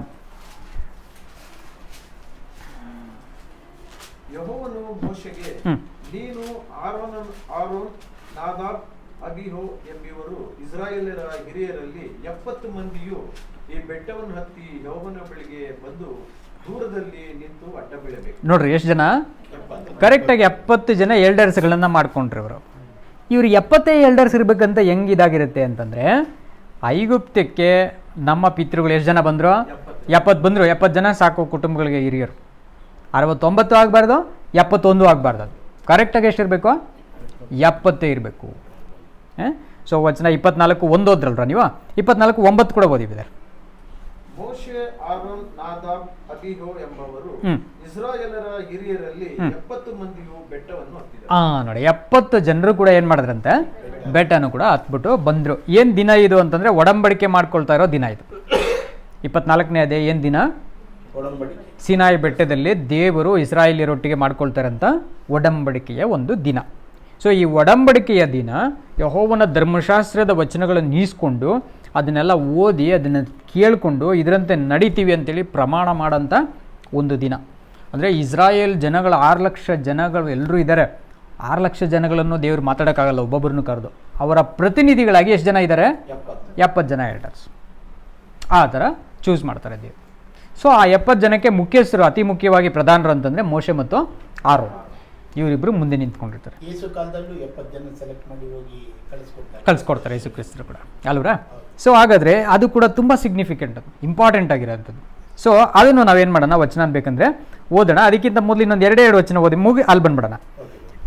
ಅರಣ್ಯಕಾಂಡ 11:24 ಈ 70 ಜನಗಳನ್ನು ಕೂಡ ದೇವರು ತನ್ನ ಆತ್ಮವನ್ನು ಕೊಟ್ಬಿಡೋದನ್ನು ನೋಡ್ತೀವಿ. ಇವರು ಹಿರಿಯರಾಗಿರೋದು ಮಾತ್ರ ಅಲ್ಲ, ಇಸ್ರೇಲ್ರನ್ನ ಲೀಡ್ ಮಾಡೋಕ್ಕೆ ಇವ್ರಿಗೇನು ಬೇಕಾಗುತ್ತೆ? ಆತ್ಮ ಬೇಕಾಗ್ತದೆ. 11:24-25 ಮೋಶೆ ಹೊರಟು ಹೋಗಿ ಯೆಹೋವನ ಮಾತುಗಳನ್ನು ಜನರಿಗೆ ತಿಳಿಸಿದನು ಮತ್ತು ಅವನ ಜನರ ಹಿರಿಯರಲ್ಲಿ 70 ಮಂದಿಯನ್ನು ಕೂಡಿಸಿ ದೇವದರ್ಶನ ಗುಡಾರದ ಸುತ್ತಲೂ ನಿಲ್ಲಿಸಿದಾಗ ಯೆಹೋವನು ಆ ಮೇಘದಲ್ಲಿ ಇಳಿದು ಬಂದು ಅವನ ಸಂಗಡ ಮಾತಾಡಿ ಅವನಲ್ಲಿದ್ದ ಆತ್ಮೀಯ ವರಗಳಲ್ಲಿ ಆ 70 ಮಂದಿ ಹಿರಿಯರಿಗೂ ಪಾಲ್ಗೊಟ್ಟರು. ನೋಡಿ ಯಾರೊಳಗಿಂದ ಕೊಡ್ತಾ ಇವ್ರೆ? ದೇವರು ಇಳಿದು ಬಂದ್ಬಿಟ್ರು. ದೇವ್ರು ಇಳಿದು ಬಂದರು. 70 ಜನನ ಕರ್ಸ್ಕೊಳಪ್ಪ, ನೀನು ಹಿರಿಯರುಗಳನ್ನ ಕರ್ಸ್ಕೊ. ಯಾಕಂದರೆ ನಮ್ಮ ಮೋಶೆ ಮೊದಲೇ ಒಂದು ಪ್ರಾರ್ಥನೆ ಮಾಡ್ತಾರೆ, ದೇವರೇ ನಾನು ಇವ್ರದ್ದು ಜಗಳ ತೀರಿಸಿ ನನಗೆ ತುಂಬ ಇದಾಗ್ಬಿಟ್ಟಿದೆ, ಟಯರ್ಡ್ ಆಗಿಬಿಟ್ಟಿದ್ದೀನಿ ದೇವ್ರೆ, ನಾನು ಇದಕ್ಕಿಂತ ಸತ್ತೋಗ್ಬಿಡೋದು ಬಿಟ್ರು ಅನ್ನೋ ಥರ ಬೇಜಾರು ಮಾಡ್ಕೊಂಡ್ಬಿಡ್ತಾರೆ. ಅಷ್ಟಾಗೋಗಿದೆ, ನನಗೆ ಮಾಡೋಕ್ಕಾಗ್ತಾಯಿಲ್ಲ, ನನಗೆ ಮ್ಯಾನೇಜ್ ಮಾಡೋಕ್ಕಾಗ್ತಾಯಿಲ್ಲ. ಏನು ಬೆಳಗ್ಗೆಯಿಂದ ರಾತ್ರಿ ತನಕ ಈ 24 ಗಂಟೆ ಇದೇ ಕೆಲಸ ಆಗೋಯ್ತು ನನಗೆ ಅಂತಂದ್ಬಿಡುವಾಗ ದೇವ್ರು ಹೇಳ್ತಾರೆ, ಇಲ್ಲ ಒಂದು ಕೆಲಸ ಮಾಡು, ನೀನು ಒಬ್ಬನೇ ಕಷ್ಟಪಡ್ತಿದ್ದು ನನಗೂ ಅರ್ಥ ಆಗುತ್ತೆ, ಒಂದು 70 ಜನ ನೀನೇನು ಮಾಡ ನೇಮಿಸ್ಕೊ, ಕರ್ಕೊಂಬ. ಸೊ ಅವ್ರಿಗೆ ನಾನು ನಿನ್ನೊಳಗಿರೋ ವರವನ್ನು ಹಂಚಿ ಏನು ಮಾಡ್ತೀನಿ ಅವ್ರಿಗೂ. ಹಂಗಾರೆ ಈ ವರಗಳೆಲ್ಲ ಯಾರಲ್ಲಿದೆ? ಮೊದಲೇ ಮೋಶೆ ಒಳಗಿದೆ, ದೇವರಲ್ಲಿದೆ. ಸೊ ಹಾಗಾದರೆ ದೇವರು ಮೋಶೆಗೆ ಕೊಟ್ಟಿದ್ರು, ಮೋಶೆ ಒಳಗಿಂದ ಈಗ ತೆಗೆದು 70 ಜನಕ್ಕೂ ಹಂಚ್ಬಿಡ್ತಾ ಇದ್ರು. ಹಾಗಾದರೆ ಈ 70 ಜನಗಳನ್ನು ಬರೀ ಇಸ್ರೇಲ್ರಷ್ಟೇ ಅಲ್ಲ ತಲೆಯಲ್ಲಿ ಇಟ್ಕೊಂಡಿರೋದು, ದೇವರು ಕೂಡ ಹಂಗೆ ಹೇಳ್ತಾ ಇದ್ದಾರೆ, ನಿನ್ನ ಎಷ್ಟು ಜನ ಕರ್ಕೊ. ಸೊ ದೇವರು ಕೂಡ ಹಂಗೆ ಕಳ್ಕೊಂಬಿಡ್ತಾರೆ. ಈಗ ದೇವರು ಕರೆದು ಅವ್ರನ್ನ ಎಲ್ಲಿ ತಗೊಂಬಂದ್ರಂತೆ ಅಂದರೆ ಗುಡಾರದ ಸುತ್ತಲೂ ಕರ್ಕೊಂಬಂದು ಏನು ಮಾಡಿದ್ರು? ನಿಲ್ಲಿಸಿದ್ರು. 16ನೇ ವಚನ ಕೂಡ ಓದಿದೆ. ಆಗ ಯೆಹೋವನು ಮೋಶೆಗೆ ಹೇಳಿದ್ದೇನೆಂದರೆ, ಇಸ್ರಾಯೇಲರಲ್ಲಿ ಹಿರಿಯರೆಂದು ಅಧಿಪತಿಗಳೆಂದು ನೀನು ತಿಳಿದುಕೊಂಡಿರುವ 70 ಮಂದಿಯನ್ನು ಕೂಡ ಕರೆಸಿ ದೇವದರ್ಶನದ ಗುಡಾರದ ಬಾಗಿಲಿಗೆ ಕರೆತಂದು ಅಲ್ಲೇ ನಿನ್ನೊಡನೆ ನಿಲ್ಲಿಸಿಕೊ. ನೋಡಿ ಅಲ್ಲೇ ಏನು ಮಾಡು, ನಿನ್ನ ಹತ್ರ ನಿಲ್ಲಿಸ್ಕೊಳಪ್ಪ ನೀನು ಅಂತ ಹೇಳ್ತಾರೆ. ಇವರೊಳಗಿರೋ ಆತ್ಮವನ್ನು ತೆಗೆದು ಅವ್ರಿಗೆ ಕೊಟ್ಟಿದ ತಕ್ಷಣ 26ರಲ್ಲಿ ಅವರು ಏನೇನೇನೇನೋ ಮಾತಾಡ್ತಾರೆ. ಎಲ್ದಾದ್, ಮೇದಾದ್ ಎಂಬ ಇವರಿಬ್ಬರು ಪಾಳೆಯದೊಳಗೆ ನಿಂತಿದ್ದರು. ಅವರ ಹೆಸರುಗಳು ಬರೆಯಲ್ಪಟ್ಟಿದ್ದಾಗಿಯೂ ಅವರು ದೇವದರ್ಶನದ ಗುಡಾರಕ್ಕೆ ಹೊರಟು ಹೋಗಲಿಲ್ಲ. ಆ ಆತ್ಮೀಯ ವರಗಳು ಅವರಿಗೂ ದೊರೆತದ್ದರಿಂದ ಅವರು ಪಾಳೆಯದೊಳಗೆ ಪರಾಮರ್ಶರಾಗಿ ಪ್ರವಾದಿಸಿದರು. ಆಮೇಲೆ ಬಿದ್ದಾರೆ. ಹೀಗಿರಲು ಒಬ್ಬ ಹುಡುಗನು ಮೋಶೆಯ ಬಳಿಗೆ ಓಡಿ ಬಂದು, ಎಲ್ದಾದ್, ಮೇದಾದರು ಪಾಳೆಯದಲ್ಲಿ ಪರಾಮರ್ಶರಾಗಿ ಪ್ರವಾದಿಸುತ್ತಾರೆಂದು ತಿಳಿಸಲಾಗಿ ಯೆಹೋವನದಿಂದ ಮೋಶೆಗೆ ಶಿಷ್ಯನಾದ ನೂನನ ಮಗ ಯೆಹೋಶುವನನ್ನು ಮೋಶೆಗೆ ಸ್ವಾಮಿ ಅವರಿಗೆ ಬೇಡವೆನ್ನಬೇಕು ಎಂದು ಹೇಳಿದನು. ಅದಕ್ಕೆ ಮೋಶೆ, ನನ್ನ ಗೌರವವನ್ನು ಕಾಪಾಡಬೇಕೆಂದಿದ್ದೀಯೇ? ಯೆಹೋವನ ಅನುಗ್ರಹದಿಂದ ಆತನ ಜನರೆಲ್ಲರೂ ಆತ್ಮೀಯ ವರಗಳನ್ನು ಹೊಂದಿದವರು, ಪ್ರವಾದಿಸುವವರು ಆದರೂ ಎಷ್ಟು ಒಳ್ಳೆಯದು ಅಂದನು. ಸಾಕ್ರಿ. ನೋಡಿ, ಇದು ನಾವಿಲ್ಲಿ ಭಾಳ ಸೀರಿಯಸ್ಸಾಗಿ ಯೋಚನೆ ಮಾಡಬೇಕಿರೋ ಸನ್ನಿವೇಶ ಇದು. ಏನಾಗ್ತದಂದರೆ 70 ಜನಗಳದ್ದು ಹೆಸರು ಕೊಡ್ರಪ್ಪ ಅಂತಂದರು. ಎಲ್ಲ ಹೆಸರುಗಳನ್ನ ಕೊಟ್ಟರು, ನೋಟಿಸ್ ಬೋರ್ಡಲ್ಲಿ ಹಾಕ್ಕೊಂಬಿಟ್ರು ಅಂತ ಇಟ್ಕೊಳ್ಳೋಣ ಸುಮ್ಮನೆ. ಇಷ್ಟು ಜನರು ದೇವ್ರೆ ಮೋಶೆ ಪ್ರಾರ್ಥನೆ ಮಾಡಿಬಿಟ್ರು, ದೇವ್ರೆ ಇಷ್ಟು ಜನ ನಾನು ಚೂಸ್ ಮಾಡಿದ್ದೀನಿ ದೇವ್ರೆ, ಆಯ್ತು ಈಗ ನೀನು ಯಾವ್ಯಾವ ಹೆಸರು ಹೇಳಿದೆಯೋ ಆ ಹೆಸರುಗಳಿಗೆಲ್ಲ ನಾನು ಪವಿತ್ರಾತ್ಮ ಕೊಡ್ತೀನಿ ಕೊಟ್ಬಿಟ್ರು. ಆ ಹೆಸರನ್ನ ಅವ್ನು ಎಲ್ಲಿದ್ರೂ ಅವ್ನಿಗೇನಾಗಬೇಕು, ಈ ಪವಿತ್ರಾತ್ಮ ಸೇರಬೇಕು. ಸೊ ಈಗ ಇಬ್ಬರು ಪಾಪ ಅವರು ಇನ್ನೂ ಗುಡಾರ ಹತ್ರ ಬಂದಿಲ್ಲ, ಮನೆಯಲ್ಲೇ ಏನೋ ಬ್ರೇಕ್ಫಾಸ್ಟ್ ಮಾಡೋಕ್ಕೋ ಲಂಚ್ ಮಾಡೋಕ್ಕೋ ಏನೋ ಲೇಟ್ ಆಗಿದೆ, ಪಾಪ ಅಲ್ಲೇ ಇದ್ದಾರೆ. ಈಗ ಅವ್ರಿಗೂ ಏನಾಯ್ತು ರೀ, ಪವಿತ್ರಾತ್ಮ ಹೋಗಿ ಸೇರಿಬಿಡ್ತು. ಸೇರಿದ ಕೂಡಲೇ ಅವ್ರೇನು ಮಾಡ್ತಾವ್ರೆ, ಅಲ್ಲೇ ಪ್ರವಾದನೆ ಮಾಡೋಕ್ಕೆ ಶುರು ಮಾಡ್ತಾರೆ. ಪ್ರವಾದನೆ ಅಂತಂದರೆ ಬೇರೆ ಏನೂ ಇಲ್ಲ, ಅಲ್ಲಿ ದೇವರಿಗೆ ಕೃತಜ್ಞತೆ ಸ್ತುತಿ ಆಡಿ ಮೈ ಮರಿತಿರ್ತಾರೆ ಅಷ್ಟೇ, ಬೇರೆ ಏನಿಲ್ಲ. ಆ ಕಾಲದ ಪ್ರವಾದನೆ ಅಂದರೆ ಅಷ್ಟೇ. ಪ್ರವಾದನೆ ಅಂತ ಹೇಳ್ಬಿಡುವಾಗ ನಾವು ಎರಡು ಅರ್ಥದಲ್ಲಿ ತೊಗೊಳ್ಬೋದು. ಒಂದು, ದೇವ್ರು ಏನು ಮಾಡೋಕ್ಕೆ ಹೋಗ್ತಾ ಇದ್ದಾರೆ, ಎಷ್ಟು ಒಳ್ಳೆಯವರು ಅಂತ ಅದನ್ನು ಗುಣಗಳನ್ನ ಹೊಗಳೋದು ಪ್ರವಾದನೆ. ಹಿಂಗೇ ಮಾಡ್ತಾರೆ, ಇಂಥ ದಿನ ಇಂಥ ಊರಲ್ಲಿ ಇಂಥ ವ್ಯಕ್ತಿಗೆ ಹಿಂಗೆ ನಡೆಯುತ್ತೆ ಅಂತ ಹೇಳೋದು ಕೂಡ ಪ್ರವಾದನೆ. ಸೊ ಆಗ ದೇವರ ಒಳ್ಳೆ ಗುಣಗಳನ್ನು ನೆನೆಸ್ಕೊಂಡು ಅವ್ರು ಏನು ಮಾಡ್ತಾಯಿದ್ದಾರೆ, ಕೊಂಡಾಡ್ತಾ ಇದ್ದಾರೆ. ಇದನ್ನು ಒಂದು ಹುಡುಗ ನೋಡ್ಕೊಂಬಿಟ್ಟ, ಅಯ್ಯೋ ಅಲ್ಲಿ ದೇವಸ್ಥಾನ ಹತ್ರ ಬಂದರೆ ಪರವಾಗಿಲ್ಲ, ಇಲ್ಲಿ ಊರಲ್ಲೇ ಬಂದುಬಿಡ್ತಲ್ಲಪ್ಪ ಇವರಿಗೆ ಅಂತ ಹೇಳ್ಬಿಟ್ಟೆ. ಈ ಹುಡುಗ ಸೀದಾ ಓಡೋಗ್ತಾನೆ ಮೋಶೆ ಹತ್ರಕ್ಕೆ. ಓಡೋಗ್ಬಿಟ್ಟು, ಸ್ವಾಮಿ ಏನಾಗ್ಬಿಡ್ತು ಗೊತ್ತಾ, ಇಲ್ಲಿ ದೇವಸ್ಥಾನ ಹತ್ರ ಬಂದರೆ ಪರವಾಗಿಲ್ಲ, ದೇವರು ಎಲ್ಲಿ ಬಂದ್ಬಿಟ್ಟೈತೆ ದೇವ್ರು, ಇವಾಗ ಊರಲ್ಲೇ ಬಂದ್ಬಿಟ್ಟೈತೆ ದೇವರು ಅಂತ. ಇದನ್ನು ನಮ್ಮ ಯೆಹೋಶುವ ಕೇಳಿಸ್ಕೊಂಡು, ಅಯ್ಯೋ ಎಂಥ ಕೆಲಸ ಆಗ್ಬಿಡ್ತು, ಹಂಗಾದ್ರೆ ಎಲ್ಲ ಸಿಕ್ಕಿದವ್ರಿಗೆಲ್ಲ ದೇವರು ಬರಬಾರ್ದು. ಇವಾಗ ದೇವ್ರು ಯಾರಿಗೆ ಬರಬೇಕು, ಬಂದರೆ ಮೋಶೆಗೆ ಬರಬೇಕು, ಇಲ್ಲಾಂದರೆ ಮೋಶೆ ಹತ್ರ ಕೆಳಗಡೆ ಇರೋಂಥ ಇವ್ರಿಗೆ ಮಾತ್ರ ಬರಬೇಕು. ಊರಾಗಿರೋರಿಗೆಲ್ಲ ದೇವ್ರು ಬಂದುಬಿಟ್ರೆ ಗತಿ ಏನು? ಯಾರಿಗೆ ಕೋಪ ಇದು, ಯೆಹೋಶುವನ ಕೋಪ ಬಂದ್ಬಿಡ್ತು, ಎಲ್ಲರಿಗೂ ಮೈ ಮೇಲೆ ದೇವ್ರು ಬರಬಾರ್ದು. ಸೊ ಅವರು ಬಂದುಬಿಟ್ಟಿದೆ, ಸ್ವಾಮಿ ಸ್ಟಾಪ್ ಮಾಡಿ ನೀವು ಫಸ್ಟು ಅಂತೇಳಿ. ಆವಾಗ ನಮ್ಮ ಮೋಶೆಯವರು ಹೇಳ್ತಾರೆ, ಯೆಹೋಶುವ ನೀನು ಯಾಕೆ ಆ ಥರ ಹೇಳ್ತೀಯ ಕಣೋ, ಆ 70 ಜನಕ್ಕಲ್ಲ, ನನ್ನ ಇಷ್ಟ ಇಸ್ರೇಲ್ ಎಲ್ರಿಗೂ ಬಂದುಬಿಟ್ರೆ ನನಗೆ ಎಷ್ಟೋ ತೃಪ್ತಿನಪ್ಪ. ನೀನು ನನ್ನ ಹೆಸರು ಕಾಪಾಡಬೇಕಂತ ಟ್ರೈ ಮಾಡ್ತಾ ಇದೆಯಾ, ಏನು ಆತ್ಮ ಯಾರಿಗಿರಬೇಕು, ಪೂಜಾರಿಗೆ ಮಾತ್ರ ದೇವ್ರಿರಬೇಕು ಅಂತ ನೀನು ಅಂದ್ಕೊಳ್ತಾ ಇದೆಯಾ. ಬಟ್ ನನ್ನ ದೃಷ್ಟಿಯಲ್ಲಿ ಪೂಜಾರಿಗೆ ಮಾತ್ರ ದೇವ್ರು ಇರೋದೇ ನನಗಿಷ್ಟ ಇಲ್ಲ. ನನ್ನ ದೃಷ್ಟಿಯಲ್ಲಿ ಯಾರಿಗೆಲ್ಲ ದೇವ್ರು ಇರಬೇಕು, ಇಸ್ರೇಲ್ ಎಲ್ಲರಿಗೂ ದೇವ್ರು ಕೊಡ್ಬೇಕಯ್ಯ, ಎಲ್ರಿಗೂ ದೇವ್ರು ಬಂದ್ಬಿಟ್ರೆ ನನಗೆ ರಿಸ್ಕ್ ತಪ್ಪುತ್ತಯ್ಯ ಅಂದರು. ಏನು ರಿಸ್ಕ್ ಅದು, ಎಲ್ಲರೂ ಒಂದ್ಬಿಟ್ರೆ ನನಗೆ ಸಂತೋಷ. 26ರಿಂದ 29 ತನಕ ಇರುತ್ತಿದ್ದು ನೋಡಯ್ಯ. ಒಬ್ಬೊಬ್ಬ ಇಲ್ಲಿ 70 ಇದ್ದಾರೆ ಅಂತ ಇಟ್ಕೋ, ತಿರ್ಗಾ ಈ 70 ಜನಕ್ಕೆ ಕ್ರಶ್ ಮಾಡಬೇಕು. ಈ 70 ಜನಗಳನ್ನ 20 ಲಕ್ಷ ಜನಗಳು ಏನು ಮಾಡ್ತಾರೆ ಗೊತ್ತಾ, ತಲೆ ತಿಂದು ತಿಂದು ತಿಂದು ತಿಂದು ಸಾಯಿಸು ಸುಣ್ಣ ಮಾಡಾಕ್ತಾರೆ ಅವ್ರನ್ನ. ಯಾರನ್ನ, 70 ಜನನ. ಯಾಕಂದ್ರೆ ಅಲ್ಲಿರೋ ನಂಬರ್ 20 ಲಕ್ಷ ಅಂತ ಇಟ್ಕೊಳ್ಳಿ ಸುಮ್ಮನೆ, ಬೇಡ ಬೈಬಲಲ್ಲಿ 6 ಲಕ್ಷ ಅಂತ ಇದೆಯಲ್ಲ, 6 ಲಕ್ಷ ಇಟ್ಕೊಳ್ಳೋಣ ನಾವು. 6 ಲಕ್ಷ ಜನಕ್ಕೆ 70 ಜನ ಎಲ್ಲಿ ಸಾಕಾಗ್ತಾರೆ ಅಲ್ಲರ. ಆಗ ಈ 70 ಜನಗಳಿಗೆ ಒಂದೊಂದು 1000 ಜನ ಬಂದು ಕುತ್ಕೊಂಡ್ಬಿಟ್ಟು 1000 ಜನ ಸುತ್ತು 1000 ಬಂದ್ಬಿಟ್ಟು ಪ್ರಶ್ನೆ ಕೇಳ್ಬಿಟ್ರು ಅಂದರೆ ಒಬ್ಬನಿಗೆ ಏನಾಗ್ತದ್ರಿ, ತಲೆ ಕೆಟ್ಟು ಓಡೋಗ್ಬಿಡೋಣ ಅಂತ ಅನ್ಸ್ಬಿಡ್ತದೆ. 1000 ಜನ, ಈಗ ನಮಗೆ ಇಲ್ಲಿ ನಾವು ಒಂದು 10 ಜನ ಇದ್ದೀವಿ ಅಂತ ಇಟ್ಕೊಳ್ಳೋಣ. ಆದರೆ ಇಮ್ಯಾಜಿನ್ ಮಾಡಿ 10 ಜನ ಇರುವಾಗ ನಾನು ಹಿಂಗೆಲ್ಲ ನೋಡಿ ಮಾತಾಡಬೇಕಾಗ್ತದೆ. 1000 ಇದ್ದಾರೆ ಅಂತ ಇಟ್ಕೊಂಬಿಡೋಣ, ಹೆಂಗಾಗ್ತದೆ ರೀ ನಮಗೆ, ಎಷ್ಟೋ ಕಷ್ಟ ಆಗ್ತದೆ. 1000 ಸುಮ್ಮನೆ ಚರ್ಚ್ಗಳಿಗೆ ಬಂದ್ಬಿಟ್ಟು ಎಲ್ಲ ಹಲೇಲುಯ ಅಂತ ಅಂದ್ಬಿಟ್ಟು ಆಮೇಲೆ ಅಂದ್ಬಿಟ್ಟು ಮನೆಗೆ ಹೋಗ್ತಾರೆ, ತಾಪತ್ರ ಇಲ್ಲ ಪಾಸ್ಟರ್ಗಳಿಗೆ. 1000 ಜನನೂ ಬಂದು 1000 ಕುಟುಂಬದಲ್ಲಿರೋ ಪ್ರಾಬ್ಲಮ್ಮು 1000 ಥರ ಹೇಳಿದ್ರು ಕುತ್ಕೊಂಡು ಅಂತಂದರೆ ಏನಾಗ್ತದೆ ಹೇಳಿ ಕೇಳೋರಿಗೆ. ಲೈಫಲ್ಲಿನ ಬೇಡಪ್ಪ ಈ ಕೆಲಸ ಅಂತ ಓಡೋಗ್ಬಿಡ್ತಾರೆ ಅವ್ರು. ಏನೋ ಒಂದು ಕಷ್ಟಪಟ್ಕೊಂಡು ಕೆಲಸ ಮಾಡ್ಕೊಂಡು ಜೀವನ ಮಾಡೋಣ, ಇದೆಯಂತ ಕರ್ಮ ಇದು ಅಂತ ಹೋಗ್ಬಿಡ್ತಾರೆ. ಅಷ್ಟು ದೊಡ್ಡ ಜವಾಬ್ದಾರಿಯುತವಾಗಿರೋಂಥ ಕೆಲಸ ಇದು. ಸೊ ಆಗ ಇವರೆಲ್ಲ ಈ ಥರ ಹೇಳುವಾಗ 70 ಜನಕ್ಕೂ ಕಷ್ಟ ಆಗ್ತದೆ. ಅದು ಮೋಶೆಗೆ ಮಾತ್ರ ಗೊತ್ತು. ಕಾರಣ 6 ಲಕ್ಷ ಜನಕ್ಕೆ ಇಷ್ಟು ದಿನ ಯಾರಿದ್ರು, ಒಬ್ಬರೇ ಮೋಶೆ ಇದ್ದರು. ಅವ್ರಿಗೆ ಗೊತ್ತಾಯ್ತು ಅವ್ರದ್ದು ಕಷ್ಟ ಏನಂತ. ಆವಾಗ ಮೋಶೆಯವರು ಹೇಳ್ತಾರೆ, ಇಲ್ಲಪ್ಪ 70 ಜನನೇ ಎಲ್ಲ ಕಣೋ, ಎಲ್ಲರಿಗೂ ದೇವ್ರ ಆತ್ಮ ಸಿಕ್ಬಿಟ್ರೆ ನಾನು ಭಾಳ ಸಂತೋಷ ಪಡ್ತೀನಿ. ಕಾರಣ ಅವ್ರಿಗೆ ನ್ಯಾಯ ಅನ್ಯಾಯಗಳನ್ನು ಏನು ಮಾಡೋಕ್ಕೆ ಬರ್ತದೆ, ಯೋಚನೆ ಮಾಡೋಕ್ಕೆ ಬರ್ತದೆ, ಅವ್ರಿಗೆ ಅರ್ಥ ಆಗ್ಬಿಡ್ತದೆ. ಅವಾಗ ಯಾರು ನಮ್ಮ ಹತ್ರ ಬಂದು ನಮ್ಮ ಮೇಲೆ ಪ್ರೆಷರ್ ಹಾಕಲ್ಲ. ಹೋಗ್ಲಿ ಪ್ರೆಷರ್ ಹಾಕಿದ್ರೆ ಅಂತ ನಾವು ಹಿಂಗೆ ಮಾಡ್ರಿ ಅಂತ ಹೇಳಿದ್ರು ಕೂಡ ಹಂಗೆ ಮಾಡ್ತಾರೆ ಅವರು, ಅದೂ ಮಾಡಲ್ಲ. ಆದರೆ ದೇವ್ರು ಎಲ್ಲರೊಳಗೂ ಇದ್ಬಿಟ್ರೆ ಯಾರೂ ವಾಕ್ಯನೂ ಮೀರಲ್ಲ, ಆ ವಾಕ್ಯನ ಕೈಕೊಂಡು ನಡೀತಾರೆ. ನನ್ನ ಕೇಳೋಕ್ಕೂ ಯಾರೂ ಬರಲ್ಲ. ನನಗೆ ಹೇಳೋಕ್ಕೆ ಬೇಜಾರು ಅಂತಲ್ಲ, ಬಟ್ ಇಷ್ಟು ಜನಕ್ಕೆ ಹೇಳುವಾಗ ಹೇಳಿ ಕೈಕೊಂಡ್ಬಿಟ್ರೆ ಪರವಾಗಿಲ್ಲ. ಬಟ್ 6 ಲಕ್ಷ ಜನ 6 ಲಕ್ಷದ ರೀತಿಯಲ್ಲಿ ಯೋಚನೆ ಮಾಡಿದೆ ಕೋಪ ಬಂದುಬಿಟ್ರೆ ಅವರು, ಯಾಕೋ ನೀನು ನೀರು ಕೊಟ್ಟಿಲ್ಲ, ಈ ನೀರು ಇಂಥ ಪ್ಲೇಸಿಗೆ ಕರ್ಕೊಂಡು ಬಂದಿದ್ದೀನ ಅಂತ ಕಲ್ಲೆತ್ಕೊತಾರೆ. ಊಟ ಸಿಕ್ಕಿಲ್ಲ ಅಂತಂದರೆ ಯಾವನ ಕರ್ಕೊಂಬರೋಕೆ ಹೇಳಿದ್ದು, ಈಜಿಪ್ಟಲ್ಲಿ ನಮಗೆ ಸೌತೆಕಾಯಿ ಈರುಳ್ಳಿ ಬೆಳ್ಳುಳ್ಳಿ ಏನು ಟೇಸ್ಟ್ ಇತ್ತು, ನೀನು ಕರ್ಕೊಂಬಂದು ಬರೀ ಮನ್ನ ಕೊಡ್ತಾ ಇದೆಯಲ್ಲ ಅಂತ ಕಲ್ಲೆತ್ಕೊತಾರೆ.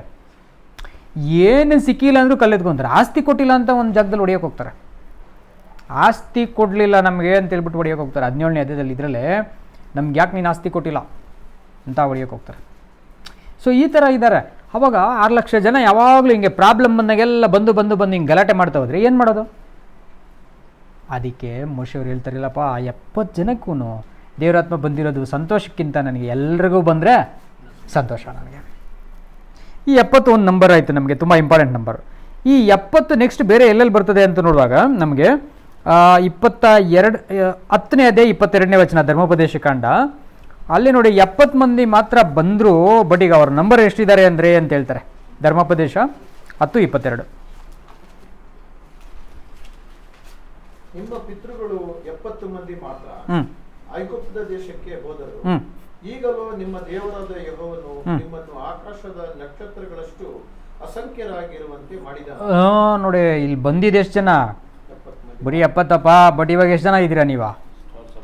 ಆಕಾಶದ ನಕ್ಷತ್ರಗಳಷ್ಟಿದ್ದೀರಮ್ಮ ನೀವು ಅಂತಾರೆ. ಅಂದರೆ ಅವ್ರ ಕಣ್ಣಿಗೆ ಒಂದು ಬೆಟ್ಟದ ಮೇಲೆ ನಿಂತ್ಕೊಂಡು ನೋಡುವಾಗ ಸೀನಾಯಿ ಬೆಟ್ಟದಲ್ಲಿ 6 ಲಕ್ಷ ಜನ ಹೆಂಗೆ ಕಾಣಿಸ್ತಾರೆ? ಖಂಡಿತ ಹಂಗೆ ಕಾಣಿಸ್ತಾರೆ. ಸೊ ಅದಕ್ಕೆ ಅವ್ರು ಹಂಗೆ ಹೇಳ್ತಾರೆ, ಆಕಾಶದ ನಕ್ಷತ್ರಗಳ ಥರ ಇದ್ದೀರಪ್ಪ ನೀವು, ಇಷ್ಟು ದೊಡ್ಡ ಕ್ರೌಡ್ ಇವತ್ತು ನೀವು. 70ರಿಂದ ಇಷ್ಟು ಮಾಡಿದ್ದಾರೆ ದೇವರು ನಿಮ್ಮನ್ನು.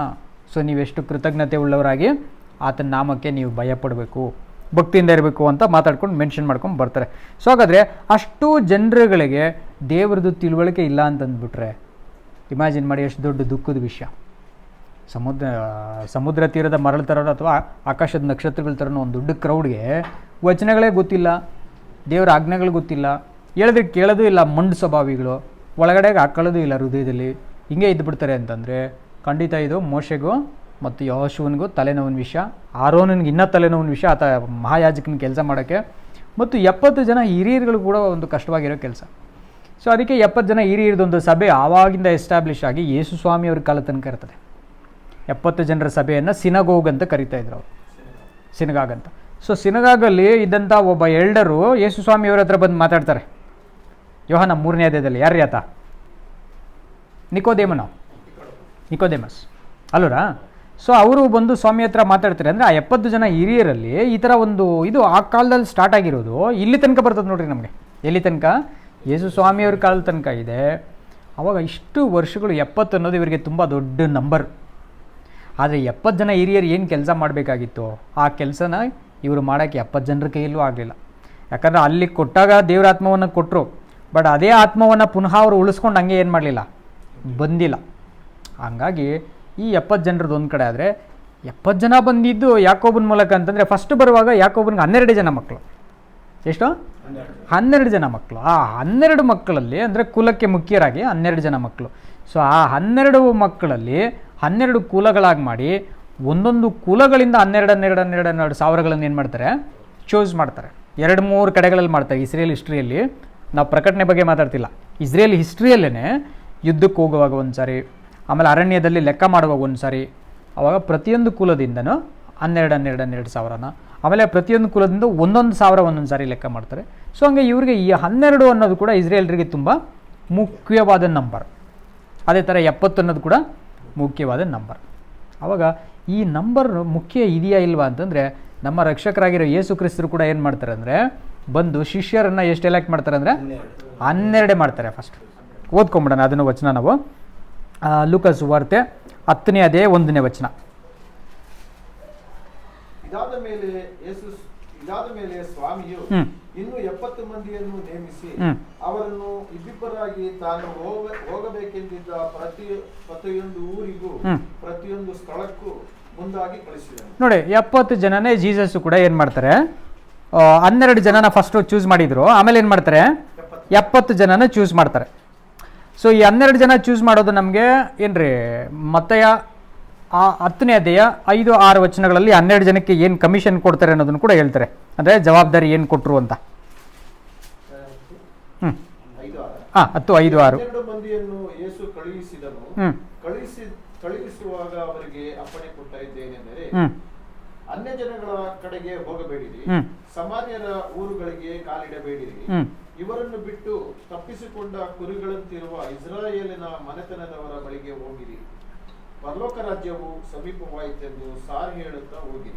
ನೋಡಿ ಇಲ್ಲಿ ಸ್ವಾಮಿ 12 ಜನಗಳನ್ನ ಏನು ಮಾಡ್ತಾರೆ, ಚೂಸ್ ಮಾಡ್ತಾರೆ.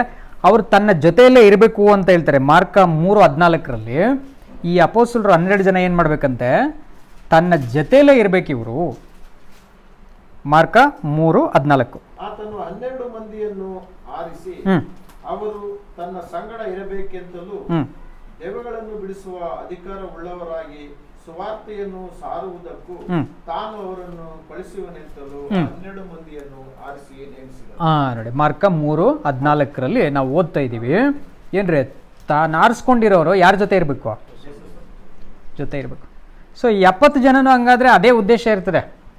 ಸೊ ಇವ್ರನ್ನ ಕಳಿಸ್ತಾರೆ, ಹೋಗ್ರಪ್ಪ ದೆವ್ವಗಳು ಬಿಡಿಸ್ರಿ. ನೋಡಿ 12 ಕಳಿಸಿದ್ರು, 70 ಕಳಿಸಿದ್ರು. ಆ 70 ಹೋಗಿ ಬರುವಾಗ ಏನು ನ್ಯೂಸ್ ಹೇಳ್ತಾರೆ ಅಂತಂದರೆ, ಲೂಕ 10:17 ಅವರೊಂದು ನ್ಯೂಸ್ ಹೇಳ್ತಾರೆ ನೋಡಿ. 70 ಜನ ವಾಪಸ್ ಬಂದು பின்பு அந்த 10:17 ಹ್ಞೂ சந்தோஷத்தோடு திரும்பி வந்து, ஆண்டவரே உம்முடைய நாமத்தினாலே பிசாசுகளும் எங்களுக்கு கீழ்ப்படுகிறது என்றார்கள். ಹ್ಞೂ அவர்களை அவர் நோக்கி, சாத்தான் மின்னலை போல் வானத்திலிருந்து விழுகிறதை கண்டேன். ಹ್ಞೂ இதோ சர்ப்பங்களையும் தேள்களையும் மிதிக்கவும் சத்துருனுடைய சகல வல்லமையையும் மேற்கொள்ளவும் உங்களுக்கு அதிகாரம் கொடுக்கிறேன். ஒன்றும் உங்களை சேதப்படுத்த மாட்டாது. ಹ್ಞೂ ஆகிலும் ஆவிகள் உங்களுக்கு கீழ்ப்படுகிறதற்காக நீங்கள் சந்தோஷப்படாமல் ಹ್ಞೂ உங்கள் நாமங்கள் பரலோகத்தில் எழுதியிருக்கிறதற்காக சந்தோஷப்படுங்கள் என்றார். ನೋಡಿ ಏನು ಹೇಳ್ಬಿಡ್ತಾರಂದ್ರೆ, ಆ 70 ಜನರನ್ನ ಹೆಂಗೆ 12 ಕಳಿಸ್ರು ಅದೇ ಥರ ಇವ್ರಿಗೂ ಅಧಿಕಾರಗಳನ್ನ ಕೊಡ್ತಾರೆ. ಹೋಗ್ರಪ್ಪ ಪ್ರೀಚ್ ಮಾಡ್ರಯ್ಯ ಅಂತಂದರೆ ಇವ್ರು ಹೋಗ್ಬಿಟ್ಟು ಪ್ರೀಚ್ ಮಾಡುವಾಗ ದೆವ್ವಗಳು ಅಲ್ಲಲ್ಲಿ ಬಿದ್ದೋಗೋದು ಇವ್ರಿಗೇನಾಗುತ್ತೆ ಗೊತ್ತಾಗ್ತದೆ. ಸೀದಾ ವಾಪಸ್ ಬರ್ತಾರೆ. ಬಂದ್ಬಿಟ್ಟು, ಸ್ವಾಮಿ ನಿಮ್ಮ ಹೆಸರು ಹೇಳಿದ ತಕ್ಷಣ ಏನಾಗ್ತಾ ಇದೆ? ಆವಾಗ ಜೀಸಸ್ ಹೇಳ್ತಾರೆ, ಅಲ್ಲಪ್ಪ ನಾನು ನೀವು ಬರೀ ದೆವ್ವ ಅಲ್ಲಿ ಬೀಳೋದು ಒಂದನ್ನೇ ನೋಡ್ತಾ ಇದ್ದೀರಾ ಅಂದರೆ, ಮನುಷ್ಯನೊಳಗಿರುವಂತಹ ದೆವ್ವದ ಸ್ವಭಾವಗಳುಳ್ಳವನು ನನ್ನ ಮುಂದೆ ಅಡ್ಡ ಬಿದ್ದೋಗ್ತಾನೆ ಅಂತ ನೀವು ಹೇಳ್ತಾ ಇದ್ದೀರಾ. ಆದರೆ ನಾನು ಸಾಕ್ಷಾತ್ ಅವನೇ ಬೀಳೋದನ್ನೇನು ಮಾಡಿದ್ದೀನಿ, ನೋಡಿದ್ದೀನಿ. ನಾನು ನಿಮ್ಮ ಥರ ಏನಾಗಿಲ್ಲ, ಆಶ್ಚರ್ಯಪಟ್ಟಿಲ್ಲ, ಎಕ್ಸೈಟ್ ಆಗಿಲ್ಲ. ಯಾಕೆ ಸುಮ್ಮನೆ ಇಷ್ಟಕ್ಕೆಲ್ಲ ಎಕ್ಸೈಟ್ ಆಗಿಬಿಡ್ತೀರಾ? ನಿಮ್ಮ ಹೆಸರಲ್ಲಿ ಅದಕ್ಕೆ ಎಕ್ಸೈಟ್ಮೆಂಟ್ ಆಗಬೇಕು. ನೀವು ಭಾವೋದ್ವೇಗಕ್ಕೆ ಒಳಪಡಬೇಕು. ನಮ್ಗೆ ಒಂದು ಕ್ರೈಸ್ತರಾಗಿನೋ ಅಥವಾ ಒಂದು ಯೇಸು ಕ್ರಿಸ್ತರ ವಾಕ್ಯ ಹೇಳೋರಾಗಿನೋ ಹೋಗಿ ಏನೋ ಒಂದು ನಡೆದುಬಿಡ್ತು ಅಂದಿದ ತಕ್ಷಣವೇ, ದೇವ್ರು ನನ್ನ ಜೊತೆ ಇದ್ದಾರೆ, ನನಗೆ ಅಭಿಷೇಕ ಆಗ್ಬಿಡ್ತು, ನಾನಿನ್ನು ಪರಲೋಕದಲ್ಲಿದ್ದೀನಿ, ನಾನೊಂದು ಪಾಠ ಮಾಡ್ತೀನಿ ಅಥವಾ ನಾನು ಸುವಾರ್ತೆ ಹೇಳ್ತೀನಿ, ನಾನು ಚರ್ಚ್ ನಡೆಸ್ತೀನಿ ಅಂತ ಏನೋ ಒಂದು ಹೆಮ್ಮೆ ಒಳಗಡೆ ಹೋಗ್ಬೇಡ. ಇದೆಲ್ಲವೂ ಆ ಟೈಮ್ಗೆ ನಡೆಯುತ್ತೆ. ಅದಾದಮೇಲೆ ನೀನೇನೂ ಇಲ್ಲ. ಆದರೆ ನಿನ್ನ ಹೆಸರು ಪರಲೋಕ ರಾಜ್ಯದಲ್ಲಿ ಬರೆದೇಲ್ಪಟ್ಟಿದ್ರೆ ಅದನ್ನು ಅಳಿಸದೇ ಇರೋ ರೀತಿಯಲ್ಲಿ ನೀನು ಕಾಪಾಡ್ಕೊಬೇಕು. ಅದು ಸಾಯ ತನಕ ಆಗ್ತದೆ. ಆ ರೀತಿಯಲ್ಲಿ ನಿನ್ನ ಹೆಸರಲ್ಲಿ ಬರೆದಿದ್ದೀರಾ, ಅದನ್ನು ಮಾತ್ರ ನೋಡಿ ಸಂತೋಷ ಪಡು. ಅವಾಗ ನೋಡಿ, ಮೋಶೆ ಮತ್ತು ಮೋಶೆ ಶಿಷ್ಯರು ಇದ್ದಾರೆ 70. ಇಲ್ಲಿ ಯೇಸು ಮತ್ತು ಯೇಸು ಶಿಷ್ಯರು 70 ಇದ್ದಾರೆ, 12 ಇದ್ದಾರೆ. ಹಂಗಾದರೆ ಈ ಇವರಿಬ್ಬರಲ್ಲಿ ಇರೋ ವ್ಯತ್ಯಾಸ ನೋಡ್ರಿ. ಅಲ್ಲಿ ಮೋಶೆ ಆಸೆ ಪಟ್ಟಿದ್ದೂ ಒಂದೇ, ಏನು ಅಲ್ಲ ಕಣೋ, ಬರೀ 70 ಅಲ್ಲಪ್ಪ, ಇಡೀ ಇಸ್ರೇಲ್ಗೆಲ್ಲ ದೇವರಾತ್ಮ ಬಂದುಬಿಟ್ರೆ ನನಗೆ ಸಂತೋಷ ಕಣೋ ಅಂದರು. ಅದೇ ಥರ ಇಲ್ಲಿ ಯೇಸು ಕ್ರಿಸ್ತರು ಕೂಡ ಏನು ಮಾಡ್ತಾರೆ, ಆಸೆ ಪಡ್ತಾರೆ ಎಲ್ಲರಿಗೂ ಗೊತ್ತಾಗಲಿ ಸತ್ಯ ಅಂತ. ಆದರೆ ಎಲ್ಲರಿಗೂ ಗೊತ್ತಾಗೋಕೆ ಆಗಲ್ಲ ಅನ್ನೋ ವಿಷಯ ಸ್ವಾಮಿಗೆ ಗೊತ್ತು. ಇದು ಮೋಶೆಗೆ ಗೊತ್ತಾಗೋಕ್ಕೆ ಸಾಧ್ಯ ಇಲ್ಲ. ಮೋಶೆಗೆ ಏನು ಗೊತ್ತಾಗುತ್ತೆ, ದೇವ್ರು ಹಿಂಗೆ ಮಾಡೋಕ್ಕೆ ಹೇಳಿದರೆ ನಾನು ಮಾಡೋಣ ಅಷ್ಟೇ ಗೊತ್ತು ಮೋಶೆಗೆ. ಆದರೆ ಯೇಸು ಕ್ರಿಸ್ತರು ಮನೆ ಮೇಲೆ ಅಧಿಕಾರಿಯಾಗಿರೋ ಕಾರಣ ಆತನಿಗೆ ಗೊತ್ತಾಗ್ತದೆ, ಇಷ್ಟೇ ಜನ ನಂಬಕ್ಕಾಗ್ತದೆ. ಮೋಸೆ ಮನೆಗೆ ಸೇವಕರು. ಅವಾಗ ಆ ಮನೆಗೆ ಯೇಸು ಬಂದು ಅಧಿಕಾರ. ಆಗ ಈತನಿಗೆ ಗೊತ್ತು, ಇಷ್ಟೇ ಜನ ತಿಳ್ಕೊಳಕ್ಕಾಗ್ತದೆ, ಎಲ್ಲರೂ ನಂಬಕ್ಕಾಗೋದು ಇಲ್ಲ. ಶಿಷ್ಯರನ್ನ ಕಳಿಸುವಾಗ ಹೇಳ್ತಾರೆ, ನೋಡ್ರೋ ನಿಮ್ಮನ್ನೆಲ್ಲ ಕಳಿಸ್ತಾ ಇದ್ದೀನರಪ್ಪ, ನೀವು ಹೋಗ್ತಾ ಇದ್ದೀರಾ, ಅದೇ ಒಂದು ತಿಳ್ಕೊಳ್ಳಿ, ನಾನು ಪುನಃ ಬರುವಾಗ ಇಲ್ಲಿ ನೀವು ಸ್ವಲ್ಪ ಜನಕ್ಕೂ ಕರೆಕ್ಟಾಗಿ ಪ್ರೀಚ್ ಮಾಡೋಕ್ಕಾಗಿರಲ್ಲ. ಯಾಕಂದರೆ ಎಲ್ಲರೂ ಕನ್ವರ್ಟ್ ಆಗಲ್ಲ. ಕನ್ವರ್ಟ್ ಅಂದರೆ ಏನು, ಎಲ್ಲರ ಗುಣಗಳು ಯೆಹೋವನ ಕಡೆಗೆ ತಿರುಗಲ್ಲ, ಅವ್ರ ಮನಸ್ಸುಗಳು ತಿರುಗಲ್ಲ. ನೀವೇನೋ ಹೇಳ್ತೀರ ಹೋಗಿ, ಬಟ್ ಅದು ತಿರುಗಬೇಕಲ್ಲ ನಿಮ್ಮ ಕಡೆಗೆ. ನೀವು ಹೇಳಕ್ಕೆ ಹೋದ್ರೇ ನಿಮ್ಮನ್ನು ಊರಿಗೆ ಬಾಗಿಲಿಗೆ ಅಟ್ಟಿಸ್ಕೊಂಬಂದು ಹೊಡಿತಾರೆ, ಕಾಲು ಜಾಡಲ್ಲಿ ಧೂಳು ಜಾಡಿಸ್ಬಿಟ್ಟು ನೀವೇನು ಮಾಡಿರಿ, ಸೀದಾ ಇನ್ನೊಂದು ಊರಿಗೆ ಹೋಗ್ತಾ ಇರ್ರಿ ಅಷ್ಟೇ.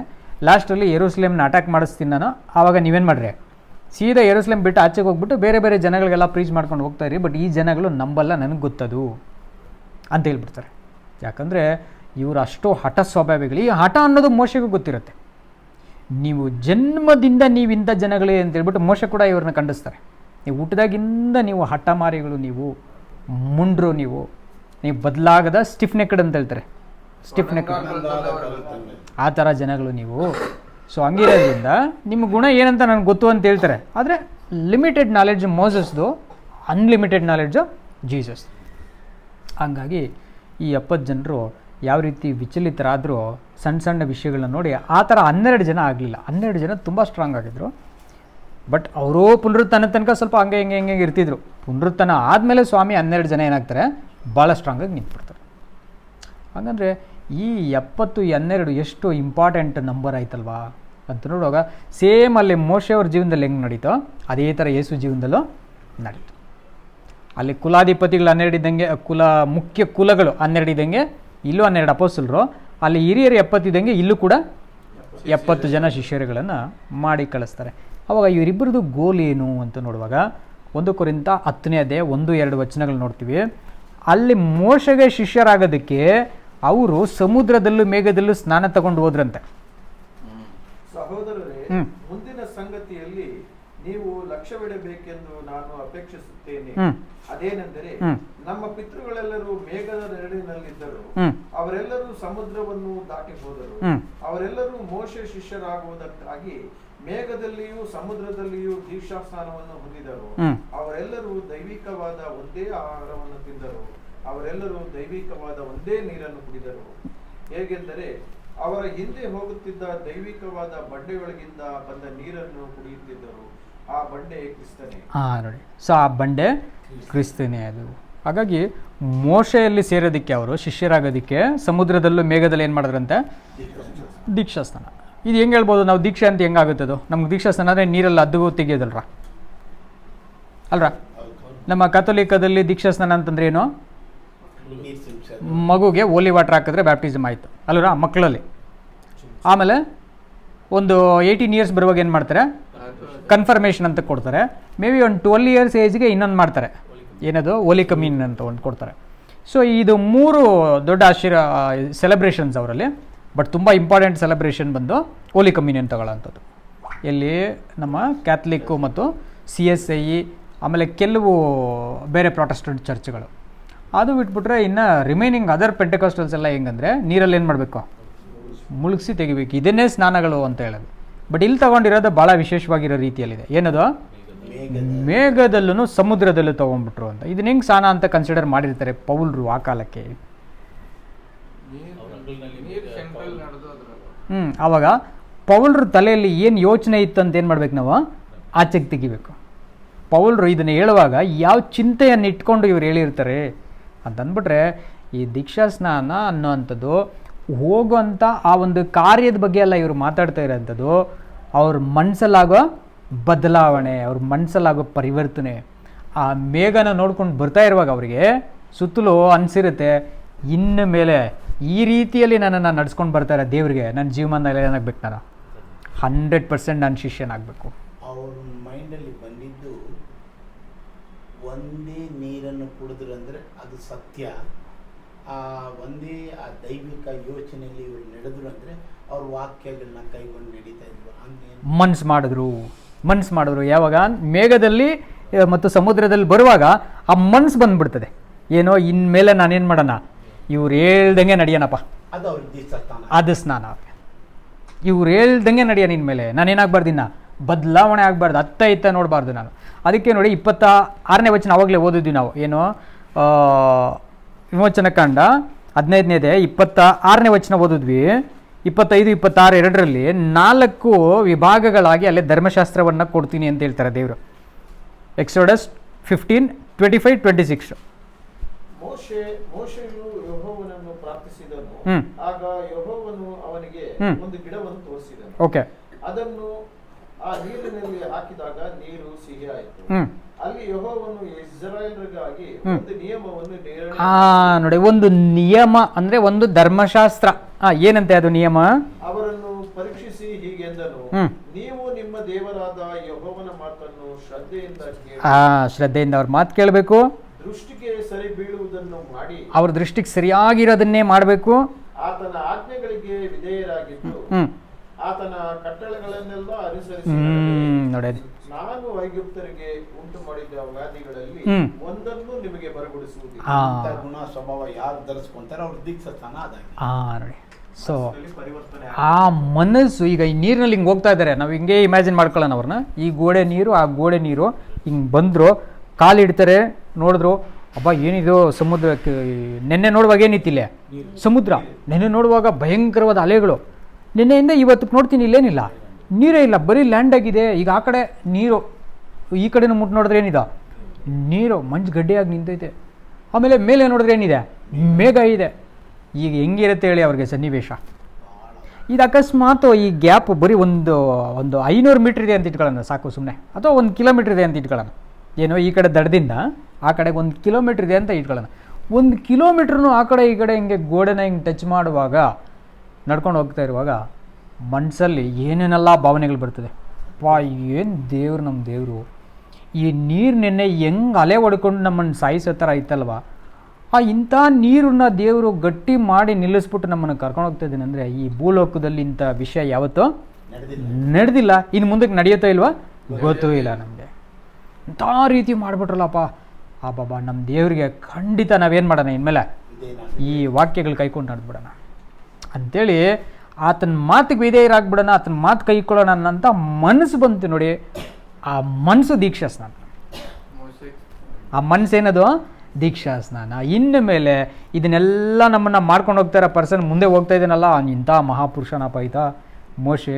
ಕೈ ಹಿಂಗೆ ಎತ್ತಿದ ತಕ್ಷಣ ಕೈ ಏನಾಗ್ಬಿಡ್ತು ನೀರು. ಹಂಗಾದರೆ ನಮ್ಮ ಮೋಶೆ ಒಳಗಡೆ ನಿಜವಾಗ್ಲೂ ಯಾರಿದ್ದಾರೆ? ದೇವರಿದ್ದಾರೆ. ನಮ್ಮ ಮೋಶೆ ಒಳಗಡೆ ಯೆಹೋವ ದೇವರಿದ್ದಾರೆ. ನಮ್ಮ ಅಬ್ರಹಾಮನ ದೇವರು, ನಮ್ಮ ಇಸಾಕನ ದೇವರು, ನಮ್ಮ ಯಾಕೋಬನ ದೇವರು. ಈ ದೇವ್ರು ಯಾರೊಳಗಿದ್ದಾರೆ ಇವಾಗ? ಮೋಶೆ ಒಳಗಡೆ ಇದ್ದಾರೆ. ಹಂಗಾದ್ರೆ ನಮ್ಮ ಮೋಶೆಗೆ ಏನು ಮಾಡೋಣ ಇನ್ಮೇಲೆ? ಕೈ ಕೊಂಡ್ಬಿಡೋಣ, ಶಿಷ್ಯರಾಗ್ಬಿಡೋಣ, ಅವ್ರ ಹತ್ರ ಕಲಿಯೋಣ ಇನ್ಮೇಲೆ ದೇವ್ರ ವಚನಗಳನ್ನು ಅಂತ ಮನ್ಸು ಮಾಡಿದ್ರು. ಇದು ಪೌಲ್ರಿಗೆ ಗೊತ್ತಾಗಿದೆ. ಅದನ್ನು ಪೌಲ್ರು ಏನು ಹೇಳ್ತಾರೆ ನೋಡಿ, ಇದೇ ರೀತಿಯಲ್ಲಿ ನಾವು ಈಗ ಯೇಸುವಿಗೆ ಏನಾಗಬೇಕು, ಯೇಸುವಲ್ಲಿ ಶಿಷ್ಯರಾಗೋದಕ್ಕೆ ಈ ಥರ ಮನ್ಸು ಮಾಡಬೇಕು. ನಾವು ಒಂದು ದೃಢವಾಗಿರೋ ಮನಸ್ಸು ಏನದು, ಯೇಸು ಹೇಳ್ಕೊಡುವಂತಹ ವಿಷಯಗಳನ್ನು ನಾವೇನು ಮಾಡೋಣ, ಕಲಿಯೋಣ. ಕಲಿತು ಯೇಸು ಕ್ರಿಸ್ತರಿಗೆ ನಾವು ವಿಧೇಯರಾಗೋಣ ಅನ್ನೋಂಥ ಮನಸ್ಸು ನಮಗೂ ಬರಬೇಕು. ಆದರೆ ಬಂದ್ಬಿಡೋದೆಲ್ಲ ಭಾಳ ಮುಖ್ಯ. ಇಲ್ಲಿ ಬಂದ ಮೇಲೆ ಪ್ರಾಬ್ಲಮ್ಸ್ ಬರೋದೇ ಮುಖ್ಯ ಅಂತೇಳ್ಬಿಟ್ಟು ಅಲ್ಲಿ ಕೊರಿಂಥಿಯಲ್ಲಿ ಕಂಟಿನ್ಯೂ ಮಾಡ್ತಾರೆ. 5, 6, 7 ವಚನಗಳು ಏನು ಹೇಳ್ಕೊಂಡು ಹೋಗ್ತಾರೆ ಅಂದರೆ ಓದ್ತಾ, ಇಲ್ಲಿ ನಿಲ್ಸಿರಣ್ರಿ ನೋಡಿ. ಬಹು ಮಂದಿ ವಿಷಯದಲ್ಲಿ ಶಿಷ್ಯರಾಗೋಣ ಅಂತಲೇ ಬಂದ್ರಂತೆ. ಅವ್ರಿಗೇನು ಮಾಡಿ ನಾವು ಶಿಷ್ಯರಾಗ್ಬಿಡೋಣಪ್ಪ, ಈ ಕಡೆ ನೀರು ಆ ಕಡೆ ನೀರು ಮೇಲೆ ನೀರು, ಅದ್ಭುತ, ಅಯ್ಯೋ ಏನು ದೇವರೇ ಅಂತೇಳಿ ಬಂದರು. ಆದರೆ ದೇವರು ಅವ್ರ ವಿಷಯದಲ್ಲಿ ಏನು ಮಾಡೋಕ್ಕಾಗಲಿಲ್ಲ, ಸಂತೋಷ ಪಡೋಕ್ಕಾಗಲಿಲ್ಲ. ಕಾರಣಗಳು ನೆಕ್ಸ್ಟ್ ಕಂಟಿನ್ಯೂ ಮಾಡಿ. ಅವರು ಅಡವಿಯಲ್ಲಿ ಸಂಹರಿಸಲ್ಪಟ್ಟರೆಂದು ಬರೆದಿದೆ ಅಷ್ಟೇ. ಅವರು ಕೆಟ್ಟ ವಿಷಯಗಳನ್ನು ಆಶಿಸಿದಂತೆ ನಾವು ಆಶಿಸುವವರಾಗಬಾರದೆಂಬುದಕ್ಕಾಗಿ ಈ ಸಂಗತಿಗಳು ನಮಗೆ ನಿರ್ದೇಶನಗಳು. ನೋಡಿ, ಅವರು ಆಶಿಸಿದಂಗೆ ಅವರು ಒಳ್ಳೆ ನೀರು ಸಿಕ್ಕಿಲ್ಲ ಅಂತ ಆಸೆ ಪಡ್ತಾರೆ, ಒಳ್ಳೆ ಊಟ ಸಿಕ್ಕಿಲ್ಲ ಅಂತ ಆಸೆ ಪಡ್ತಾರೆ ಅಲ್ವರ. 1 ಕೊರಿಂಥ 10ನೇ ಅಧ್ಯಾಯದಲ್ಲಿ ನಾವು 5, 6 ವಚನಗಳನ್ನ ನೋಡ್ತಾ ಇದ್ದೀವಿ ನಾವು. ಅವ್ರಿಗೆ ಊಟ ಸಿಕ್ಕಲಿಲ್ಲ, ನೀರು ಸಿಕ್ಕಲಿಲ್ಲ, ಈರುಳ್ಳಿ ಸಿಕ್ಕಲಿಲ್ಲ, ಸೌತೆಕಾಯಿ ಸಿಕ್ಕಲಿಲ್ಲ, ಬೆಳ್ಳುಳ್ಳಿ ಸಿಕ್ಕಲಿಲ್ಲ, ಆಸ್ತಿ ಪಾಸ್ತಿ ಸಿಕ್ಕಲಿಲ್ಲ ಅಂತೇಳಿ ಎಲ್ಲಕ್ಕೂ ಕೋಪ ಮಾಡಿಕೊಂಡು ಬೇಜಾರು ಮಾಡ್ಕೊಂಡ್ಬಿಟ್ಟು ಪ್ರತಿಯೊಂದು ಸಿಕ್ಕದೇ ಇರುವಾಗೆಲ್ಲ ದೇವ್ರ ಮೇಲೆ ಕೋಪ, ಸಿಕ್ಕದಿರುವಾಗೆಲ್ಲ ದೇವ್ರ ಮೇಲೆ ಕೋಪ.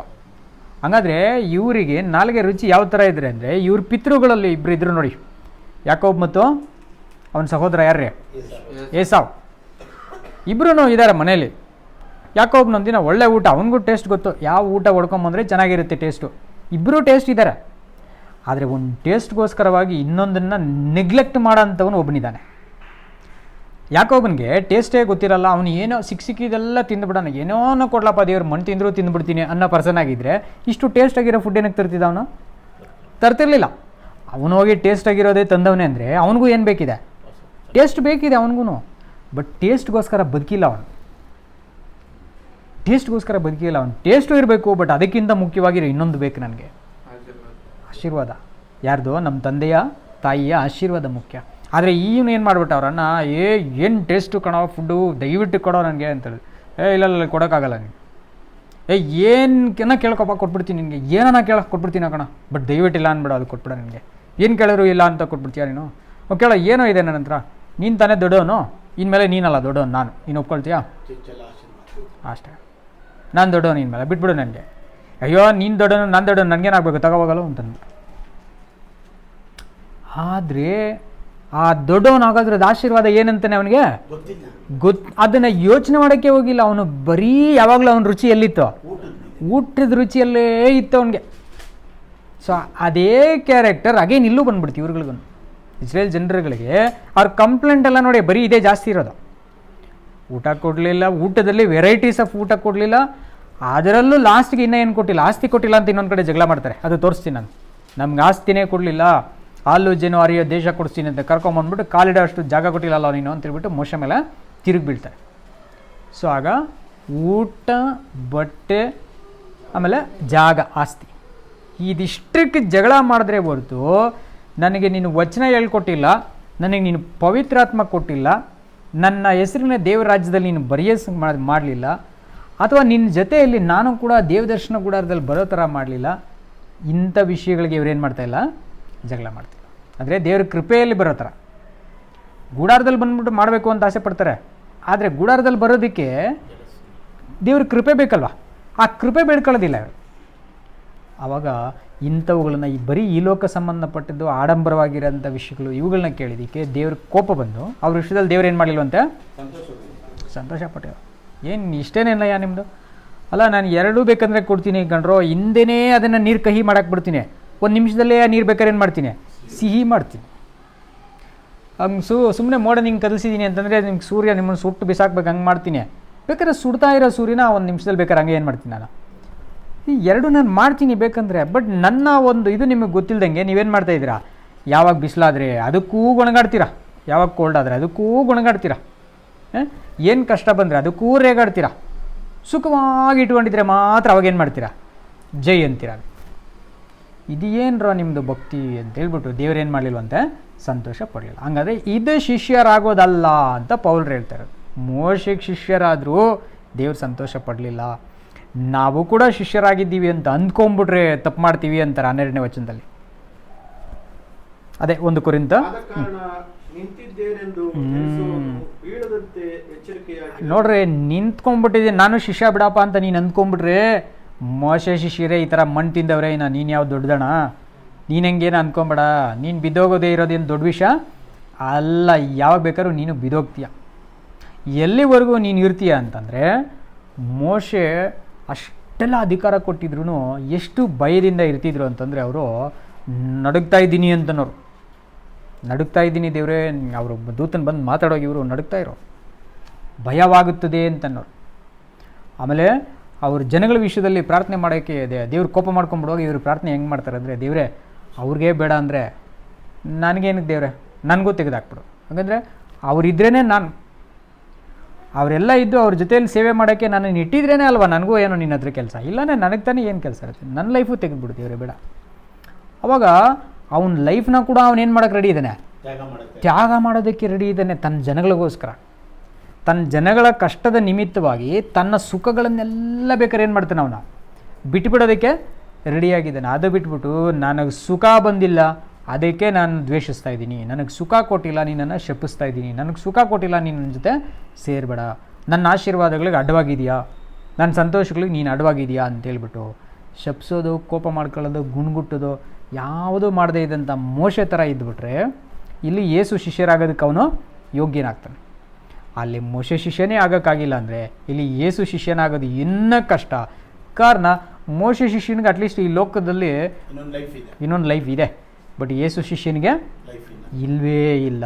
ಅಪೊಸ್ತಲ ಕೃತ್ಯಗಳಲ್ಲಿ 3ನೇ ಅಧ್ಯಾಯದಲ್ಲಿ 23ನೇ ವಚನದಲ್ಲಿ ಇದನ್ನು ಹೇಳ್ತಾರೆ. ಅವರ ಬಾಯಿ ಮಾತಿನ ವಿರುದ್ಧವಾಗಿ ನಡೆದವನಿಗೆ ಕಲ್ಲೆತ್ಕೊಂಡು ಹೊಡಿ ಅಂತಂದರು. ಕಲ್ಲೆತ್ಕೊಂಡು ಹೊಡೆದವನ್ನ ಇಲ್ಲಿ ಯೇಸು ಎಬ್ಬರಿಸ್ತಾರೆ. ಬಟ್ ಯೇಸು ಮಾತು ಮೀರಿದವನಿಗೆ ಹೊಡೆದ್ರೆ ಅವನ್ನ ಯಾರು ಎಬ್ಬರಿಸೋಕ್ಕೆ ಆಗಲ್ಲ. 3:23 ಕರೆಕ್ಟ್ರಾ? ಹಾಂ. ಆ ಪ್ರವಾದಿಯ ಮಾತನ್ನು ಕೇಳದಿರುವ ಪ್ರತಿಯೊಬ್ಬನು ನಮ್ಮ ಜನರೊಳಗಿಂದ ಸಂಪೂರ್ಣವಾಗಿ ನಾಶ ಆಗ್ಬೇಕಂತ ನೋಡಿ. ಆ ಪ್ರವಾದಿ ಅಂದರೆ ಬರಬೇಕಾಗಿರೋ ಪ್ರವಾದಿಯಾಗಿರೋ ಯೇಸು ಮಾತು ಕೇಳಿಲ್ಲ ಅಂದ್ಬಿಟ್ರೆ ಜನರೊಳಗೆ ನಾವನೇನಾಗಬೇಕು, ಸಂಪೂರ್ಣ ನಿರ್ನಾಮ ಅಷ್ಟೇ, ಅವನು ಇರಲೇಬಾರ್ದು. ಸೊ ಹಂಗಾಗಿ ಇಲ್ಲಿ ಶಿಷ್ಯರಾಗೋದಕ್ಕೂ ಅಲ್ಲಿ ಶಿಷ್ಯರಾಗೋದಕ್ಕಿರೋ ಡಿಫ್ರೆನ್ಸ್ನ ತೋರಿಸ್ತಾ ಇದ್ದಾರೆ ನೋಡಿ. ಸೇಮ್ ಅವರು ಹೆಂಗೆ ಕೆಂಪು ಸಮುದ್ರ ದಾಟಿ ಬಂದು ಶಿಷ್ಯರಾದರು, ನಮಗೂ ಅದೇ ಥರ ಈ ಲೋಕದೊಳಗಿಂದ ನಾವೇನು ಮಾಡಿದ್ದೀವಿ, ದಾಟ್ಕೊಂಡು ಬಂದ್ವಿ ನಾವು. ನಮಗೂ ಬೇರೆ ಬೇರೆ ಬೇರೆ ವ್ಯವಸ್ಥೆಗಳಿದ್ವು, ಬೇರೆ ಬೇರೆ ನಂಬಿಕೆಗಳಿದ್ವು, ಬೇರೆ ಬೇರೆ ಏನೋ ನಮ್ಮದೇ ಆದಂಥ ನೀತಿ ಕಾರ್ಯಗಳಿದ್ವು. ಒಬ್ಬನ ಗುಂಡಾಡ್ಸ್ಕೊಳೋದ, ಒಬ್ಬನು ಬೇರೆ ಏನೋ ಒಂದು ಬಟ್ಟೆ ಹಾಕ್ಕೊಂಡು ಭಕ್ತಿಯನ್ನು ತೋರಿಸ್ಕೊಳ್ಳೋದು, ಬೇರೆ ಇನ್ನು ಕೆಲವರು ಒಂದು ಸ್ಕೂಲ್ಗೆ ಸೇರಿಕೊಂಡು ಒಂದು ಮಠಗಳಿಗೆ ಸೇರಿ ಭಕ್ತಿ ಅನ್ಸ್ಕೊಳ್ಳೋದು, ಯಾವ್ಯಾವುದೋ ಒಂದೊಂದು ರೀತಿಯಾದಂಥ ಭಕ್ತಿ, ಯಾವುದೂ ಕೆಟ್ಟದಂತ ಹೇಳೋಕ್ಕೆ ನಾವು ಹೋಗ್ತಾ ಇಲ್ಲ, ಎಂತೆಂಥದ್ದೋ ಒಂದೊಂದು ಭಕ್ತಿಗಳನ್ನ ಮಾಡ್ಕೊತಾ ಇದ್ದ. ಆದರೆ ಯೇಸು ಕ್ರಿಸ್ತರನ್ನ ಅರ್ಥ ಮಾಡ್ಕೊಳ್ಳುವಾಗ ನಿಜವಾಗಿರೋ ಭಕ್ತಿ ಅಂದರೆ ಏನು ಅಂತ ಏನಾಯಿತು ಗೊತ್ತಾಯಿತು. ಆವಾಗ ಯೇಸು ಕ್ರಿಸ್ತರ ಮೇಲೆ ನಂಬಿಕೆ ಇಡೋ ಮೂಲಕವಾಗಿ, ದೇವರಲ್ಲಿ ನಂಬಿಕೆ ಇಡೋ ಮೂಲಕವಾಗಿ ನಾವು ನಿಜವಾದ ದೇವರನ್ನ ಅರ್ಥ ಮಾಡ್ಕೊಳ್ತೀವಿ ಅನ್ನೋ ತಿಳುವಳಿಕೆ ಬಂದಾಗ ಇದನ್ನೆಲ್ಲ ದಾಟ್ಕೊಂಡು ಆಚೆಗೆ ಬರೋದು ನಮಗೆ ಎಷ್ಟು ಕಷ್ಟ ಇದೆ ಅಂದರೆ, ಕೆಂಪು ಸಮುದ್ರ ದಾಟದಷ್ಟೇ ಕಷ್ಟ. ದಾಟ್ಕೊಂಡು ಆಚೆಗೆ ಬರ್ತಾ ಇದ್ದೀವಿ. ಬಂದಿದ್ದ ಕೂಡಲೇ ನಮಗೂ ಇಲ್ಲಿ ಯಾವ ಥರ ಇಸ್ರೇಲ್ರಿಗೆ ಮಾರ ಅಂತ ಇದ್ರಾಯ್ತು, ನಮಗೂ ಕೂಡ ಏನಾಯ್ತು ರೀ ಹಂಗೆ ಆಗ್ತದೆ. ಮರ ಅನ್ನೋ ರೀತಿಯಲ್ಲೇ ಕಹಿಯಾಗಿ ಏನಿರ್ತವೆ.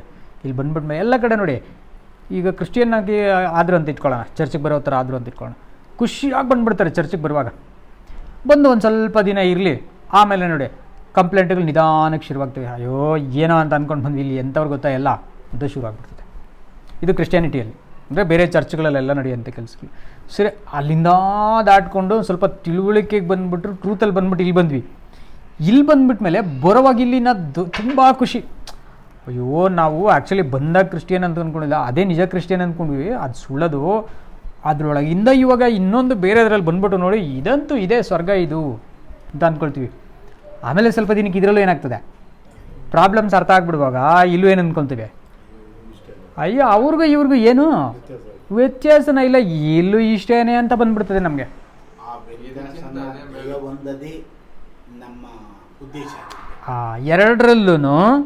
ಎರಡನ್ನೂ ನೋಡಬಾರ್ದು, ಯೆಹೋವನನ್ನೇ ನೋಡಬೇಕು. ಎರಡನ್ನೂ ನೋಡಬಾರ್ದು.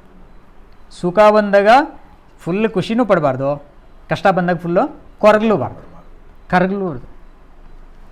ಅವಾಗ ಕೊರಗೋದನ್ನು ತುಂಬ ಎಂಜಾಯ್ ಮಾಡೋದನ್ನು, ಈ ಎರಡನ್ನೂ ಬ್ಯಾಲೆನ್ಸ್ ಮಾಡೋದೇ ಯೆಹೋವನ ಇಷ್ಟ.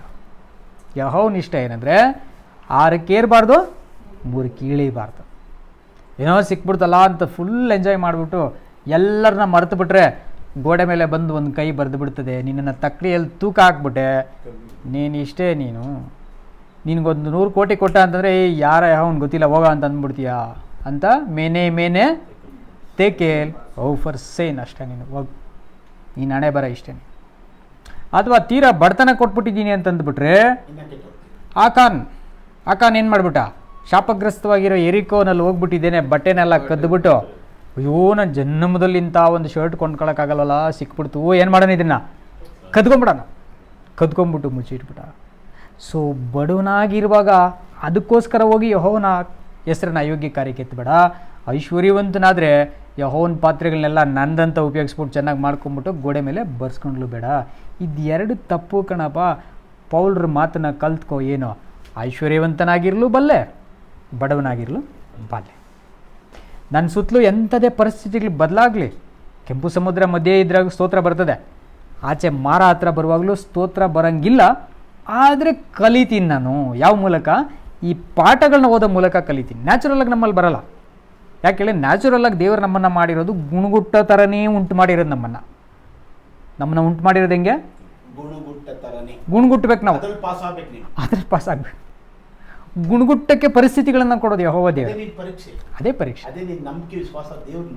ಪರೀಕ್ಷೆ ಮಾಡೋದು.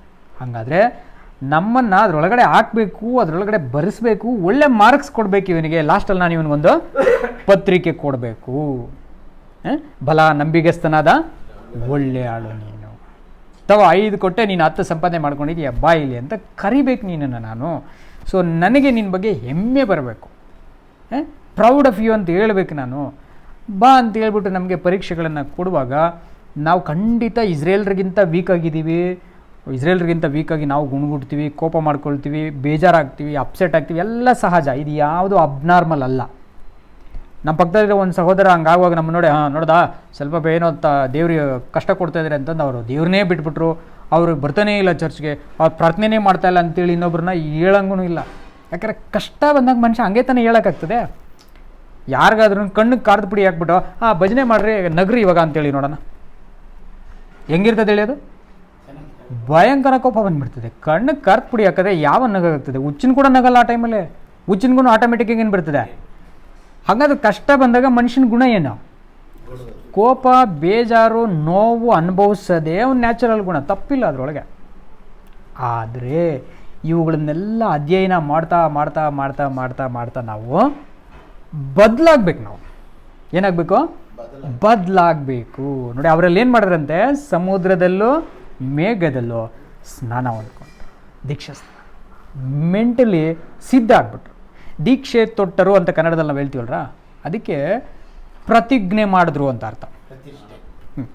ಪ್ರತಿಷ್ಠೆ, ಪ್ರತಿಷ್ಠಾಪನೆ, ಪ್ರತಿಜ್ಞೆ ಮಾಡಿದ್ರು ಅಂತಂದರೆ ಏನಂತಂದರೆ, ಉದಾಹರಣೆಗೆ ಈಗ ನಮ್ಮ ಇವ್ರು ಹೇಳ್ತಾರೆ ಏನು,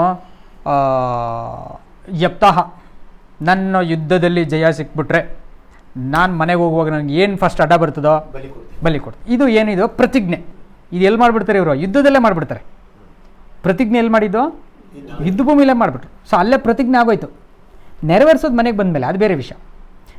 ನಮ್ಮದು ಹಾಗೇನೆ ಆ ಪ್ರತಿಜ್ಞೆ ಈ ನೀರಿನ ಪಕ್ಕದಲ್ಲಿ ಬರ್ತಾ ಇರುವಾಗ ಪ್ರತಿಜ್ಞೆ ಆಗೋಗ್ಬಿಡ್ತು. ಅಬಾಬಾಬಾ, ಇಂಥ ದೇವ್ರ, ಇಂಥ ಮೋಶನ, ಮೋಶಗಿಂತ ಗ್ರೇಟ ಯೇಸು ಕ್ರಿಸ್ತರು. ಹಂಗಾದ್ರೆ ಪ್ರತಿಜ್ಞೆ ಮಾಡಿಬಿಡೋಣ, ಆಮೇಲೆ ಮಿಕ್ಕಿದ್ದು ನೋಡ್ಕೊಳ್ಳೋಣ. ಪ್ರತಿಜ್ಞೆ, ತೀರ್ಮಾನ. ಆಮೇಲೇನು ಬಂದ್ಬಿಡ್ತಾ ಇಮಿಡಿಯೇಟಾಗಿ ಬಂದಿಲ್ಲ. ತಿರ್ಗಾ ಬೀಳ್ತೀವಿ, ತಿರ್ಗಾ ಹೇಳ್ತೀವಿ, ತಿರ್ಗಾ ಬೀಳ್ತೀವಿ, ತಿರ್ಗಾ ಹೇಳ್ತೀವಿ. ಆದರೆ ಮನ್ಸೊಳಗೆ ಮಾತ್ರ ಇಲ್ಲ, ಮೋಶೆ ಹತ್ರ ಹೋಗಲೇಬೇಕು, ಆ ದಡ ಸೇರಲೇಬೇಕು, ಇಲ್ಲ ಯೆಹೋವನ ಕೂಡ ಆ ದೇಶಕ್ಕೆ ಹೋಗಲೇಬೇಕು ಅನ್ನೋ ಆಸೆ ಇದ್ದುಬಿಟ್ರೆ ಅದು ನೀತಿ. ಅದು ನೀತಿ.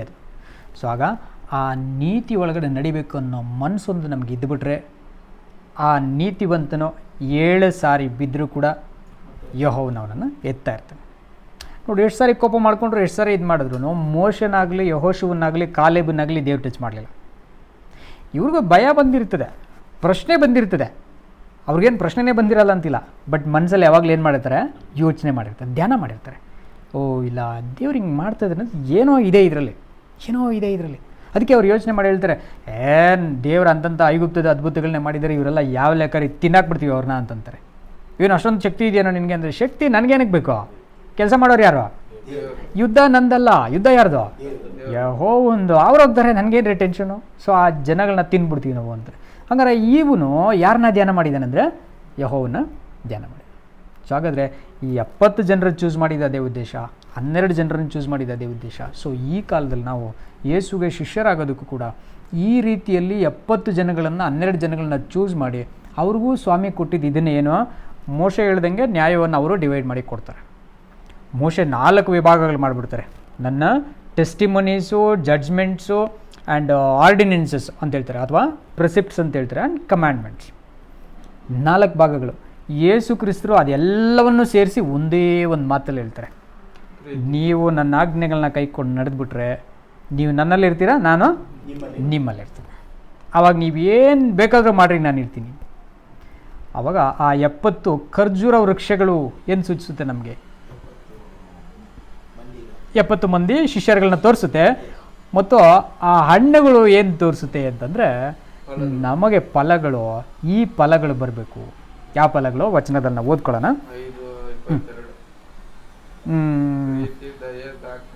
ಹೌದು, ಏನು ಮಾಡ್ರಿ, ಮೊದಲಿಗೆ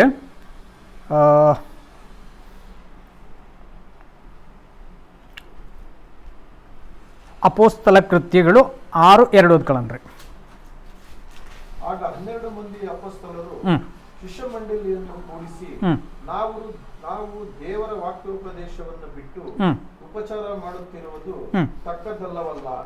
ಆದುದರಿಂದ ಸಹೋದರರೇ, ಸಂಭಾವಿತರು, ಪವಿತ್ರಾತ್ಮನು ಭರಿತರು, ಜ್ಞಾನ ಸಂಪನ್ನರೂ ಆಗಿರುವ 7 ಮಂದಿಯನ್ನು ನಿಮ್ಮೊಳಗಿಂದ ನೋಡಿ ಆರಿಸಿಕೊಳ್ಳಿರಿ. ನೋಡಿ ಏನು ಹೇಳ್ತಾರೆ, ಏನು ಗುಣಗಳು ಹೇಳ್ತಾರೆ ನೋಡಿ ಅವರೊಳಗಡೆ. ನೋಡಿ ಅವ್ರು ಏನಾಗಿರ್ಬೇಕು? ಪವಿತ್ರಾತ್ಮ ಭರಿತರು. ಅಲ್ಲೂ 70 ಜನಗಳಿಗೆ ಏನು ಕೊಟ್ಟರು ಫಲಗಳು? ಪವಿತ್ರಾತ್ಮ. ಅವ್ರಿಗೆ ವರಗಳನ್ನ ಸುರಿಸಿದ್ರು ಪವಿತ್ರಾತ್ಮ. ಸೊ ಇವರು ಹಂಗಾದ್ರೆ ಏನಾಗಿರ್ಬೇಕು? ಪವಿತ್ರಾತ್ಮ ಭರಿತರಾಗಬೇಕು. ಒಂದು. ಎರಡನೇದು ನೋಡಿ, ಜ್ಞಾನ ಸಂಪನ್ನರಾಗಬೇಕು ಇವರು. ಇವ್ರೊಳಗಡೆ ಜ್ಞಾನ ತುಂಬಿರ್ಬೇಕು ಇವರು. ಆಮೇಲೆ ಆಗಿರುವ 7 ಮಂದಿಯನ್ನು ನಿಮ್ಮೊಳಗಿಂದ ನೋಡಿ ಆರಿಸಿಕೊಳ್ಳಿರಿ, ಅವರನ್ನು ಈ ಕೆಲಸದ ಮೇಲೆ ನೇಮಿಸುವೆನು. ನೋಡಿ, ಹಂಗಾದ್ರೆ ಯೆಹೋವ ದೇವರ ಕೆಲಸಗಳನ್ನಲ್ಲಿ ನೇಮಿಸಬೇಕು ಅಂತಂದರೆ ಇಂಥವರೇ ಬೇಕಾಗ್ತದೆ ಅಂತಂದು ಅಪೊಸ್ತಲರಿಗೆ ಗೊತ್ತಾಯಿತು. ನೋಡಿ, ಅಪೊಸ್ತಲರು ಒಂದೇ ಮಾತಲ್ಲಿ ಹೇಳ್ಬಿಟ್ರು, ನೋಡಿ ಪವಿತ್ರಾತ್ಮ ಭರಿತರಾಗಿರಬೇಕು, ಜ್ಞಾನ ಸಂಪನ್ನರಾಗಿರಬೇಕು. ಹಂಗಿದ್ರೆ ಅವ್ರು ಆಡೋ ಮಾತುಗಳಿಂದ ಯಾವುದೇ ಕೆಲಸನ ಕೊಟ್ಟರೆ ಎಷ್ಟು ಮಾಡಬೇಕು ಎಷ್ಟು ಮಾಡಬಾರ್ದು ಅಷ್ಟು ಮಾಡ್ತಾರೆ. ಪವಿತ್ರಾತ್ಮ ಇಲ್ಲದೇ ಇರೋನು ಎಷ್ಟಂದ್ರೆ ಅಷ್ಟೇ ಮಾಡಾಕ್ಬಿಡ್ತಾನೆ, ಹೆಂಗಂದ್ರೆ ಹಂಗೆ ಮಾಡಿಬಿಡ್ತಾನೆ. ಉದಾಹರಣೆಗೆ ಇವಾಗ ಒಂದು ಕೋಲ್ಡ್ ಐಟಮ್ನ ಎಷ್ಟು ತಿನ್ನಬೇಕು ಅಷ್ಟು ತಿನ್ನಬೇಕು, ಹೀಟ್ ಐಟಮ್ನ ಎಷ್ಟು ತಿನ್ನಬೇಕು ಅಷ್ಟು ತಿನ್ನಬೇಕು.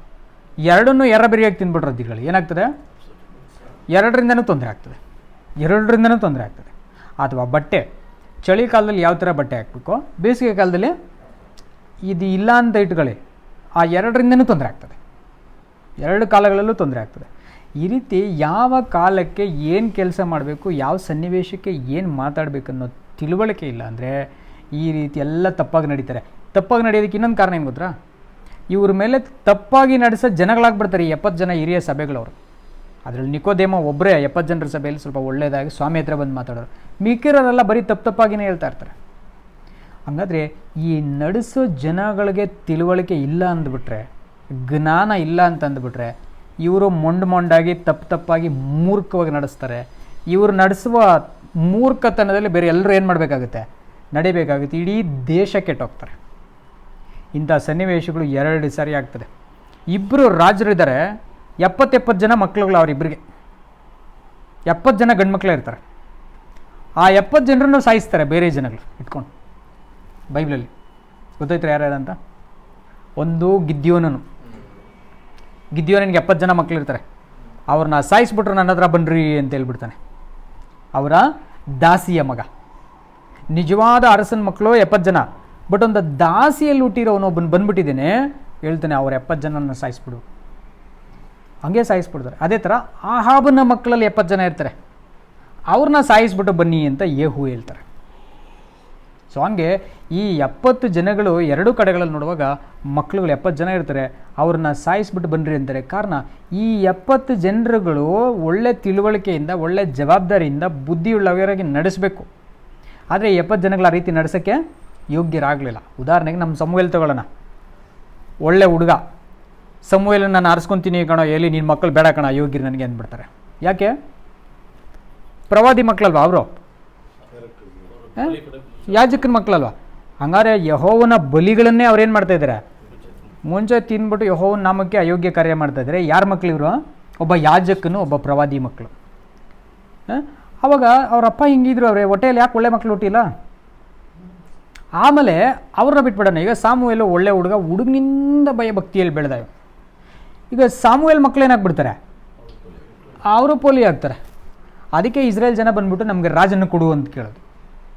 ನಮ್ಗೆ ಯಾರನ್ನ ಕೊಡು? ರಾಜನ ಕೊಡು. ಯಾಕಂದರೆ ನಿನ್ನ ಮಕ್ಕಳು ಕರೆಕ್ಟಾಗಿ ನ್ಯಾಯ ತೀರಿಸ್ತಾ ಇಲ್ಲ, ನಮಗೆ ನ್ಯಾಯಗಳು ಅವ್ರಿಗೆ ಸರಿಯಾಗಿ ಗೊತ್ತಿಲ್ಲ. ಹಾಗಾದರೆ ಈ 70 ಜನರಿಗೆ ಹೆಂಗೆ ಪವಿತ್ರಾತ್ಮನ ಮೋಶೆ ಕಾಲದಲ್ಲಿ ಕೊಟ್ಟರು, ಅದೇ ಥರ ಯೇಸು ಕಾಲದಲ್ಲೂ ಕೊಟ್ಟರು.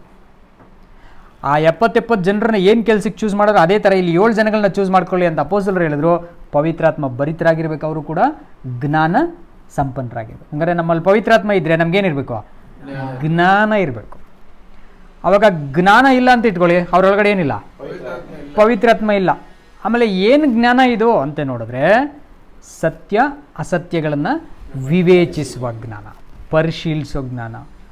ಇವು ಕರೆಕ್ಟಾಗಿ 70 ಜನನೂ ಒಂದೇ ಮಾತಲ್ಲಿ ಇದೇ ಕರೆಕ್ಟು ಇದೇ ತಪ್ಪು ಅಂತ ಹೇಳ್ಬಿಟ್ರೆ ಜಗಳಗಳೇ, ಕಚ್ಚಾಟಗಳು, ಭೇದಗಳು, ಭಿನ್ನಮತಗಳು, ಮತ್ಸರಗಳು, ಇದು ಯಾವುದು? ಹಂಗಾದ್ರೆ ಇದೆಲ್ಲ ಇದ್ದಾವೆ ಅಂತಂದರೆ ಅಲ್ಲಿ ಪವಿತ್ರಾತ್ಮ ಇಲ್ಲ. ಹಂಗಾದರೆ ಎಲ್ಲೋ ಇಂಡಿವಿಜುವಲ್ ಆಗಿ ಸ್ವಲ್ಪ ಜನ ಕೊಡ್ತಾರೆ. ಅವರು ಕ್ಯಾಂಪಲ್ಲಿದ್ದರು, ಅಲ್ಲೇ ಸಿಕ್ಬಿಡ್ತು ಅವ್ರಿಗೆ ಪವಿತ್ರಾತ್ಮ. ಅವ್ರು ಇಲ್ಲೇ ಬರಬೇಕಂತ ಏನಿಲ್ಲ. ಹಾಗೆ ಸ್ವಾಮಿದು ಪವಿತ್ರಾತ್ಮ ಯಾರ್ಯಾರು ಎಲ್ಲೆಲ್ಲಿದ್ದರು, ದೇವರು ಯಾರಿಗೆ ಡಿಸೈಡ್ ಮಾಡಿದ್ದಾರೋ ಅವ್ರಿಗೆ ಅಲ್ಲಲ್ಲೇ ಸಿಕ್ಕತ್ತೆ. ಅವರು ಒಳ್ಳೆ ಖರ್ಜೂರದ ಮರಗಳಾಗಿ ಹೆಂಗಿದ್ರು ಅಲ್ಲಿ ಇಸ್ರೇಲ್ಗೆ, ಅದೇ ರೀತಿ ನಾವುಗಳು ಇಲ್ಲಿ ಆ ಫಲಗಳನ್ನು ಏನು ಮಾಡಬೇಕು? ಕೊಡಬೇಕು. ಅದು ತುಂಬ ಇಂಪಾರ್ಟೆಂಟ್, ತೋರಿಸ್ಬೇಕು ನಾವು. ಸೊ ಹಾಗಾದರೆ ಈ 12, 70 ಭಾಳ ಸಿಗ್ನಿಫಿಕೆಂಟ್ ನಂಬರ್ ನಮಗೆ. ಈ 12 × 12 ಎಷ್ಟಾಗುತ್ತೆ ನಮಗೆ? 144. ಅಥವಾ ಈ 12ರನ್ನ 10% ಅಂತ ಇಟ್ಕೊಳ್ಳೋಣ, ಶಿಷ್ಯರು 12 ಜನ, ಅದು 100% ಅವ್ರಿಗೆ ಫಲ ಕೊಟ್ಬಿಟ್ರು. ಎಷ್ಟು ಜನ ಬಂದರು ಪವಿತ್ರಾತ್ಮ ಕೊಟ್ಟಿದ್ದೀನಿ ಅಂದರೆ 120 ಜನ.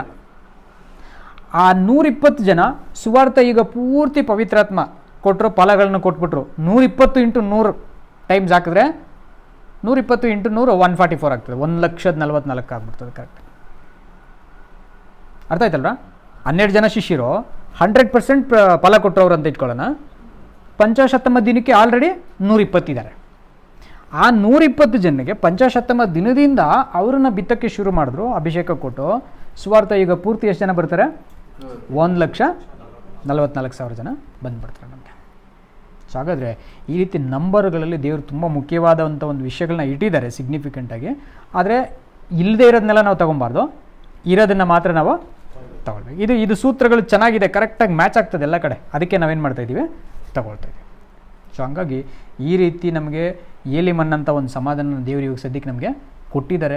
ಇನ್ನು ಮುಂದಿನ ದಿನಗಳಲ್ಲಿ ನಾವು ಏನ್ರಿ ನೆಕ್ಸ್ಟು ಅವರು ಏಲಿಮಿಂದ ಕರ್ಕೊಂಡು ಹೋಗುವಾಗಲೂ ತಿರ್ಗಾ ಕಷ್ಟಗಳು ಬರ್ತವೆ, ತಿರ್ಗಾ ಬೇಜಾರುಗಳು ಬರ್ತದೆ, ತಿರ್ಗಾ ಇವರು ಗುಣಗುಟ್ಟ ಥರನೂ ಆಗ್ತದೆ. ಆವಾಗ ಅವರಿಗೆ ಈ ವಿಷಯ ನೆನಪಿರ್ಬೇಕೇನೋ, ಇಲ್ಲ ಈ ಅದ್ಭುತಗಳು ಮಾಡ್ತಾರೆ ದೇವರು, ದುಃಖನೂ ಕೊಡ್ತಾರೆ. ಆದರೆ ಎಷ್ಟು ಕೊಡ್ತಾರಂತೆ ಅದು ಓದಿ ಮುಗಿಸ್ಬಿಡಿ. 1 ಕೊರಿಂಥ 10:12 ಓದಿದ್ರಿ, 13 ಓದ್ಬಿಡಿ ಈಗ. ಹಾಂ,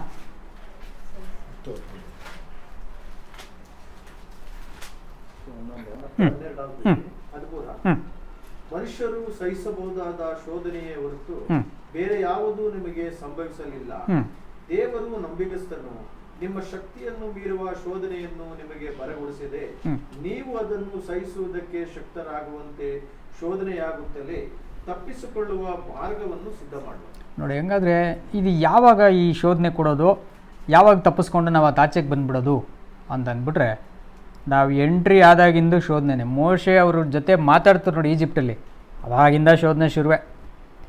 ಅವ್ರು ನಂಬೋದು, ತಿರ್ಗಿ ಪರೋ ಹತ್ರ ಹೋಗೋದು, ಮಾತಾಡೋದು, ತಿರ್ಗಾ ಮಧ್ಯದಲ್ಲಿ ಅವರು ಪಸ್ಕಾ ಹಬ್ಬನ ಮಾಡೋದು, ಅವ್ರ ಕೆಂಪು ಸಮುದ್ರ ಎಂಟ್ರಿ ಆಗೋದು, ಅಲ್ಲಿಂದ ಆಚೆಗೆ ಬರೋದು, ಎಲ್ಲ ಸಾರಿನೂ ಶೋಧನೆ ಅದರದ್ದು ರಿಸಲ್ಟು, ಶೋಧನೆ ಅದರದ್ದು ರಿಸಲ್ಟು.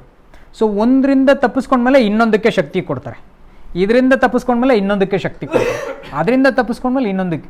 ಸೊ ಹಂಗಾದ್ರೆ ಜೀವನ ಪರ್ಯಂತ ಏನಿರ್ತೀವಿಂದ ಶೋಧನೆಗಳಿದ್ದೇ ಇರ್ತದೆ. ಶೋಧನೆಗಳಿಲ್ದಿರೋ ಜೀವನ ಸಾಧ್ಯನೇ ಇಲ್ಲ. ದೇವರು ನಮ್ಮನ್ನು ಇಲ್ಲಿ ಇಡೋಕ್ಕೆ ಕಾರಣನೇ ಇರಲ್ಲ. ಇಲ್ಲಾಂದ್ರೆ ಸುಮ್ಮನೆ ಏನಕ್ಕೆ ಇಟ್ಕೊಬೇಕು ಇವನ್ನ ಭೂಮಿಯಲ್ಲಿ, ಇಡಂಗೆ ಇಲ್ಲ. ಹಾಗಾದರೆ ಜೀವನ ಪರ್ಯಂತ ಶೋಧನೆ ಎಲ್ಲ ದಿನಗಳು ನಮಗೇನಿರ್ತವೆ ಅಂದರೆ ಶೋಧನೆ ಹೋಗ್ತಾ ಇರ್ತದೆ. ಆ ಎಲ್ಲ ಶೋಧನೆಗಳಲ್ಲಿ ನಾವು ಎಜುಕೇಟ್ ಆಗಬೇಕು, ನಾವು ಎಜುಕೇಟ್ ಜಯ ಹೊಂದಬೇಕು. ಎಲ್ಲವುಗಳಲ್ಲೂ ನಾವು ಜಯ ಹೊಂದಬೇಕು. ಆ ಜಯ ಹೊಂದಕ್ಕೆ ನಮ್ಗೆ ಬೇಕಾಗಿರೋದು ಎರಡೇ ಮುಖ್ಯ. ಒಂದು ಪವಿತ್ರಾತ್ಮ, ಎರಡನೇದು ಜ್ಞಾನ. ಎರಡು.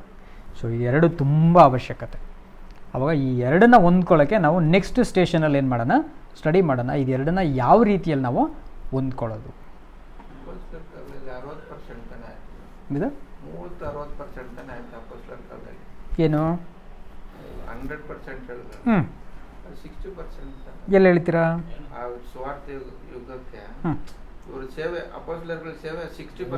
ಇಲ್ಲ ಸೇವೆ ಅಲ್ಲ, ಫಲಗಳು ಅಂದರೆ ಇವಾಗ ಇವ್ರನ್ನ ಬಿತ್ಬಿಟ್ರು, ಪೌಲ್ರನ್ನ, ಮತ್ತಾಯಿನ ಬಿತ್ತಿದ್ರು, ಬಾರ್ತಲಮಾಯಿನ ಬಿತ್ತಿದ್ರು.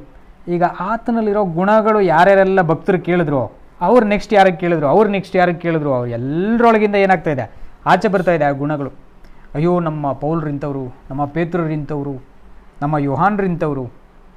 ಆ ಗುಣ 100 ಜನ ಕೇಳಿಸ್ಕೊಂಡಿರ್ತಾರೆ, ಯಾವನು ಒಬ್ಬನ ಮಾತ್ರ ಕಾಪಿ ಮಾಡ್ಕೊತಾನೆ, ಅವನ ಆಚೆಗೆ ಬರ್ತಾನೆ. ಇಂಥವರು ಸುವಾರ್ಥ ಯುಗದಲ್ಲಿ ಎಷ್ಟು ಹುಟ್ಟುತ್ತಾರೆ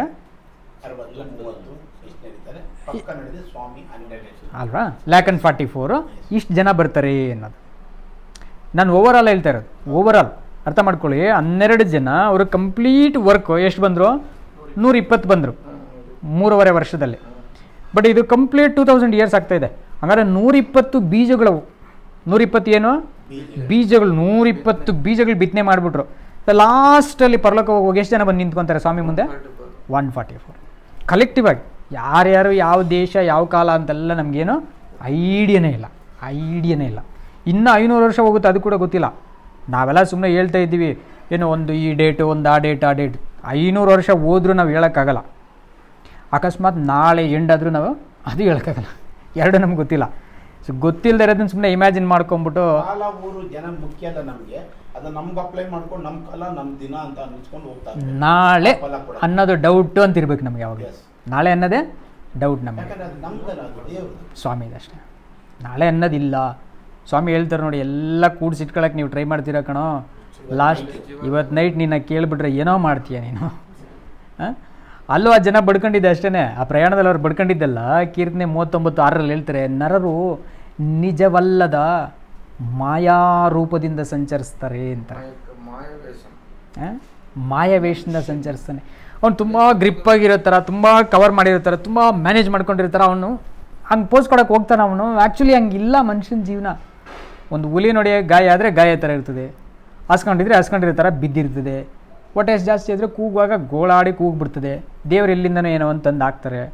ತಿಂದುಬಿಟ್ಟತ್ತ ನೆಮ್ಮದಿಯಾಗಿದ್ದೀನ, ಏನನ್ನ ಬಂದು ನನ್ನನ್ನು ತಿನ್ನಲಿ ಅಂತೇಳ್ಬಿಟ್ಟು ಹೋಗಿ ಆರಾಮಾಗಿ ಎಲ್ಲನೆಲ್ಲ ಮೈ ಮರೆತು ಮಲ್ಕೊಂತದೆ. ಮಳೆ ಬಂತ ಸಾಯ್ತದೆ, ಕಾಯಿಲೆ ಬಂತ ಅನುಭವಿಸ್ತದೆ. ಎಲ್ಲ ಪ್ರಾಣಿಗಳು ನೋಡಿ ಹಿಂಗಿದ್ದಾವೆ. ಅದೇ ಮನುಷ್ಯ ಮಾತ್ರ ಏನು ಮಾಡ್ತಾನೆ ಅಂದರೆ, ಅಲ್ಲಿ ಕೀರ್ತನೆಗಳಲ್ಲಿ ದಾವೀದು ಹೇಳುವಾಗ ಅವರು ಹೊಗೆ ಹೇಳ್ತಾರೆ 39:6 ಏನಂದರೆ, ಅವನು ತನ್ನ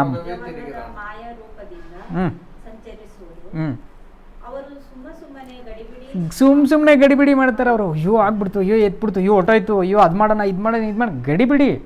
ಆಸ್ತಿಯನ್ನು ಕೂಡಿಸಿಟ್ಟುಕೊಳ್ಳುತ್ತಾರೆ, ಆದರೆ ಅದು ಯಾರ ಪಾಲಾಗುವುದು ತಾವೇ. ತಮಗೆ ಗೊತ್ತಿಲ್ಲ. ಅದು ಎಲ್ಲ ಮಾಡಿ ರೆಡಿ ಮಾಡಿ ಇಟ್ಕೊಂಡ್ಬಿಟ್ಟು ಬಿಡು, ಇನ್ನಿದೆ ಕರೆಕ್ಟಾಗಿ 50 ವರ್ಷ ಮ್ಯಾನೇಜ್ ಮಾಡ್ಕೊಂಬಿಡೋಣ, ಇವತ್ತು ರಿಟೈರ್ಮೆಂಟ್ ಆಯಿತು, ಪೆನ್ಷನ್ ಆಗಿತ್ತು ಅಂತ ಅಂದ್ಕೊಂಡ್ಬಿಟ್ರೆ ಪಟ್ ಅಂತ ಇವತ್ತು ರಾತ್ರಿಗೆ ಏನು ಮಾಡ್ತಾರೆ ಅಂತ ಅವನ್ನ ಕೇಳುವಾಗ.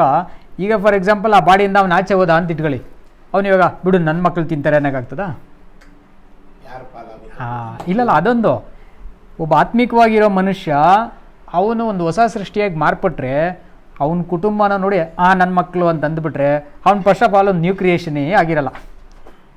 ಒಂದು ಹೊಸ ಸೃಷ್ಟಿ ಅನ್ನೋನು ಇದು ನನ್ನ ಮಕ್ಕಳು, ಅದು ಪಾಕಿಸ್ತಾನೋ ಇದು ತಮಿಳ್ನಾಡು ಹಿಂಗೆ ನೋಡೋನು ಒಬ್ಬ ಹೊಸ ಸೃಷ್ಟಿನೇ ಅಲ್ಲ. ಅಷ್ಟೇ, ದೇವ್ರ ಮಕ್ಕಳು ಅವು ನನ್ನ ಮಕ್ಕಳು ಅಷ್ಟೇ. ಅದು ದೇವ್ರ ಮಕ್ಕಳು, ಅವ್ರ ದೇವ್ರ ಸೃಷ್ಟಿಗಳಂದರೆ ಅದು ನನ್ನ ಸೃಷ್ಟಿಗಳು.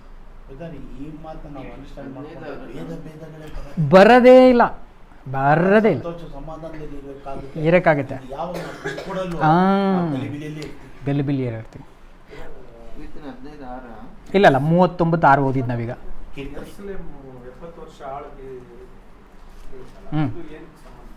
ಅಂದರೆ 70 ವರ್ಷ ಬಂದ್ಬಿಟ್ಟು 606ರಿಂದ 536. ನಾವು ನಂಬರ್ ಕನೆಕ್ಟ್ ಮಾಡ್ಕೊಂಡು ಹೋಗ್ಬೋದು. ಇನ್ನೂ 70 ವಾರಗಳು ಬೇರೆ ಇದೆ, 70 ವಾರಗಳ ಪ್ರವಾದನೆ ಇದೆ ಅಲ್ವಾ, ಭಾಳ ದೊಡ್ಡ ಪಾಠ. ಸೊ ಅದು ಬೇಕಾದರೆ ನಾವು ಇನ್ನೊಂದು ಎಸ್ ಆ್ಯಕ್ಚುಲಿ 70 ಅನ್ನೋದು ಸಿಕ್ಕಾಪಟ್ಟೆ ಇದೆ. ನಾನು ಪಾಠ ತೊಗೊಂಡ್ರೆ ಬರೀ 70 ನಂಬರೇ ಇನ್ನೊಂದು 10 ಪಾಠಗಳಾಗ್ಬಿಡುತ್ತೆ. ಅದಕ್ಕೆ ಏನು ತೊಗೊಂಡಿಲ್ಲ ನಾನು, ಬೇಜಾನ್ ಪಾಠಗಳಿದ್ದಾವೆ. ಈಗ 70 ಜನ ಮಕ್ಳುಗಳನ್ನ ಕೊಲೆ ಮಾಡಿದ್ರಲ್ರ, ಅದೆರಡು ತುಂಬ ದೊಡ್ಡ ಪಾಠಗಳು ಇದಕ್ಕೆ ಸಂಬಂಧಪಡುತ್ತೆ. ಬಟ್ ಭಾಳ ಟೈಮ್ ಆಗ್ತದೆ. ಈಗಾಗಲೇ ನಮ್ದು 1 hour ಆಯ್ತಲ್ವ, ಸೊ ತುಂಬ ಟೈಮ್ ಆಗ್ತದೆ ಅಂತ ನಾನು ಬ್ರೀಫ್ ಮಾಡಿದೆ. ಇವಾಗ ಅದನ್ನೆಲ್ಲ ನಮಗೆ ನಿಮ್ಗೊಂದು ಐಡಿಯಾಗಳು ಸಿಕ್ತಲ್ರ, ಇವಾಗ ನೀವೇನು ಮಾಡ್ಬೋದು ಅದನ್ನೆಲ್ಲ ಯೋಚನೆ ಮಾಡ್ಕೊತ ಹೋಗ್ಬೋದು. ಇದಕ್ಕೆ ಫಾರ್ಮುಲಾ ಒಂದೇ, ಏನು ಯಾವ ರೀತಿ ಹಳೆಯದನ್ನು ನಾವು ತಗೊಳ್ಬೇಕು ಅನ್ನೋ ಫಾರ್ಮುಲಾ ಮಾತ್ರ ನಾವಿಲ್ಲಿ ಕಲಿಬೇಕಷ್ಟೆ. ಕಲ್ತ ಮೇಲೆ ನಾವು ಒಬ್ಬೊಬ್ಬರೇ ಇರುವಾಗ ವೈಯಕ್ತಿಕವಾಗಿ ಇದನ್ನು ಧ್ಯಾನ ಮಾಡ್ಕೊತ ಇದ್ಬಿಟ್ರೆ, ಈಗ ನಿಮಗೆ ಇದೆರಡು ಫ್ಲಾಶ್ ಆಗಿಬಿಡುತ್ತೆ ನೋಡಿ. ಈಗ ನಮ್ಮ ಈ ಸಹೋದರಿಗೆ ಇನ್ನೊಂದು ಫ್ಲಾಶ್ ಆಗ್ತದೆ, ಈ ಬ್ರದರ್ಗೆ ಇನ್ನೊಂದು ಫ್ಲಾಶ್ ಆಗುತ್ತೆ, ಇವ್ರಿಗೊಂದು ಫ್ಲಾಶ್ ಆಗ್ತದೆ, ಒಂದು ಸಿಸ್ಟ್ರಿಗೆ ಇನ್ನೊಂದು ಫ್ಲಾಶ್ ಆಗ್ತದೆ. 70 ಅಂತ ಬೇರೆ ಬೇರೆ ಇದ್ದಾವೆ. ಸೊ ಎಲ್ಲರಿಗೂ ಒಂದೊಂದೇನೋ ಫ್ಲಾಶ್ ಆಗ್ತದೆ. ತಂದೆಯಾದ ದೇವರು ಯಾರ್ಯಾರಿಗೆ ಏನೇನು ಬೇಕೋ ಅದನ್ನೇ ಫ್ಲಾಶ್ ಮಾಡಿಸ್ತಾರೆ. ತುಂಬ ಮುಖ್ಯ ಅದು. ಯಾರ್ಯಾರಿಗೆ ಏನೇನು ಬೇಕೋ ಅದನ್ನೇ ಮಾಡಿಸ್ತಾರೆ. ಸೊ ಅವ್ರಿಗೆ ಅದನ್ನು ಮೆಡಿಟೇಟ್ ಮಾಡುವಾಗ ತಂದೆ ಖಂಡಿತ ಅದನ್ನು ಹೆಲ್ಪ್ ಮಾಡ್ತಾರೆ, ಪವಿತ್ರಾತ್ಮನ ಕೊಡ್ತಾರೆ. ಅವರು ಇಲ್ಲಿ ನೋಡೋದಲ್ರಿ, ಕ್ಯಾಂಪಿಂದ ಆಚೆ ಇದ್ದರೂ ಪವಿತ್ರಾತ್ಮ ಕೊಟ್ಬಿಟ್ರು, ಏನು ಭೇದ ಇಲ್ಲ. ಲೋ ನೀನು ಗುಡಾರಾತ್ರನೇ ಬರ್ಬೇಕಂತೇನಿಲ್ಲ ಕಣ, ನೀನು ಎಲ್ಲನ ಇರೋ, ನಾನು ಕೊಡೋದು ನ್ಯಾಯವಾಗಿ ಕೊಟ್ಬಿಡ್ತೀನಿ, ನೀನು ಕೊಡೋದು ಏನು ಫಲ ಇದೆಯೋ ಅದನ್ನು ನಿನಗೆ ಬಿಟ್ಟಿದೆ, ಟೈಮ್ ತೊಗೊಂಡು ಮಾಡು ಅಂತ. ಸೊ ಹಂಗೆ ನಮಗೆ ಎಲ್ಲರಿಗೂ ಎಲ್ಲೆಲ್ಲಿ ಇರ್ತೀವೋ ಅಲ್ಲಲ್ಲಿಗೆ ಆತ್ಮನ ದೇವ್ರು ಕೊಡ್ತಾರೆ, ಯೋಚನೆ ಮಾಡೋ ಶಕ್ತಿ ಕೊಡ್ತಾರೆ. ನಿಧಾನವಾಗಿ ನಾವು ಯೋಚನೆ ಮಾಡೋಣ, ಆ ಫಾರ್ಮುಲಾ ಕಂಡುಹಿಡ್ಕೊಳ್ಳೋಣ, ಅದನ್ನು ಅಪ್ಲೈ ಮಾಡೋ ಅಂಥ ಸಮಯಗಳಲ್ಲಿ ಸನ್ನಿವೇಶಗಳಲ್ಲಿ ನಾವು ಒಬ್ರಿಗೊಬ್ರು ಸಹಾಯಗಳು ಬೇಕಾಗ್ತದೆ. ಪ್ರಾರ್ಥನೆಗಳ ಮೂಲಕ, ಕೃತ್ಯಗಳ ಮೂಲಕ, ಎನ್ಕರೇಜ್ ಮಾಡೋ ಮೂಲಕ, ಡಿಸ್ಕರೇಜ್ ಮಾಡ್ದಂಗೆ. ಬಟ್ ಇದೆಲ್ಲವನ್ನು ಮಾಡೋಕ್ಕೆ ನಮಗೆ ಏನಪ್ಪ ಬೇಕಂದರೆ, ಅತಿ ಪ್ರಧಾನವಾಗಿ ಈ ವಚನಗಳನ್ನು ಹೃದಯಗಳಲ್ಲಿ ತುಂಬಿಕೊಂಡಿದ್ರೆ ಮಾತ್ರ ಇದು ಆಚೆಗೆ ಬರ್ತದೆ. ಇದನ್ನು ಹೃದಯದಲ್ಲಿ ತುಂಬಿಕೊಂಡಿಲ್ಲ ಅಂತ ಇಟ್ಕೊಳ್ಳಿ, ಆಚೆಗೆ ಬರಲ್ಲ.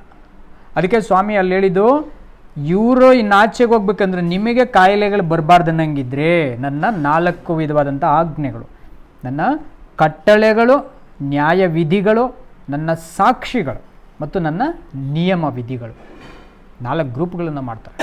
ಇದು ಮಾತ್ರ ತಲೆಯಲ್ಲಿ ಇಟ್ಕೊಂಡಿರ್ಬೇಕು. ಸೊ ಇದನ್ನು ಬೇಕಾದ್ರೆ ನಾವು ಇನ್ನೊಂದು ಪಾಠದಲ್ಲಿ ಇದನ್ನು ಬರೀ 4ಕ್ಕೆ ಯಾಕೆ ಡಿವೈಡ್ ಮಾಡಿದ್ರು, ಈ 4 ಸಪ್ರೇಟ್ ಯಾಕೆ ಹೇಳಿದ್ರು ಅಂತೇಳಿ ಏನು ಮಾಡೋಣ, ನೆಕ್ಸ್ಟ್ ಪಾಠದಲ್ಲೇ ಸ್ಟಡಿ ಮಾಡೋಣ.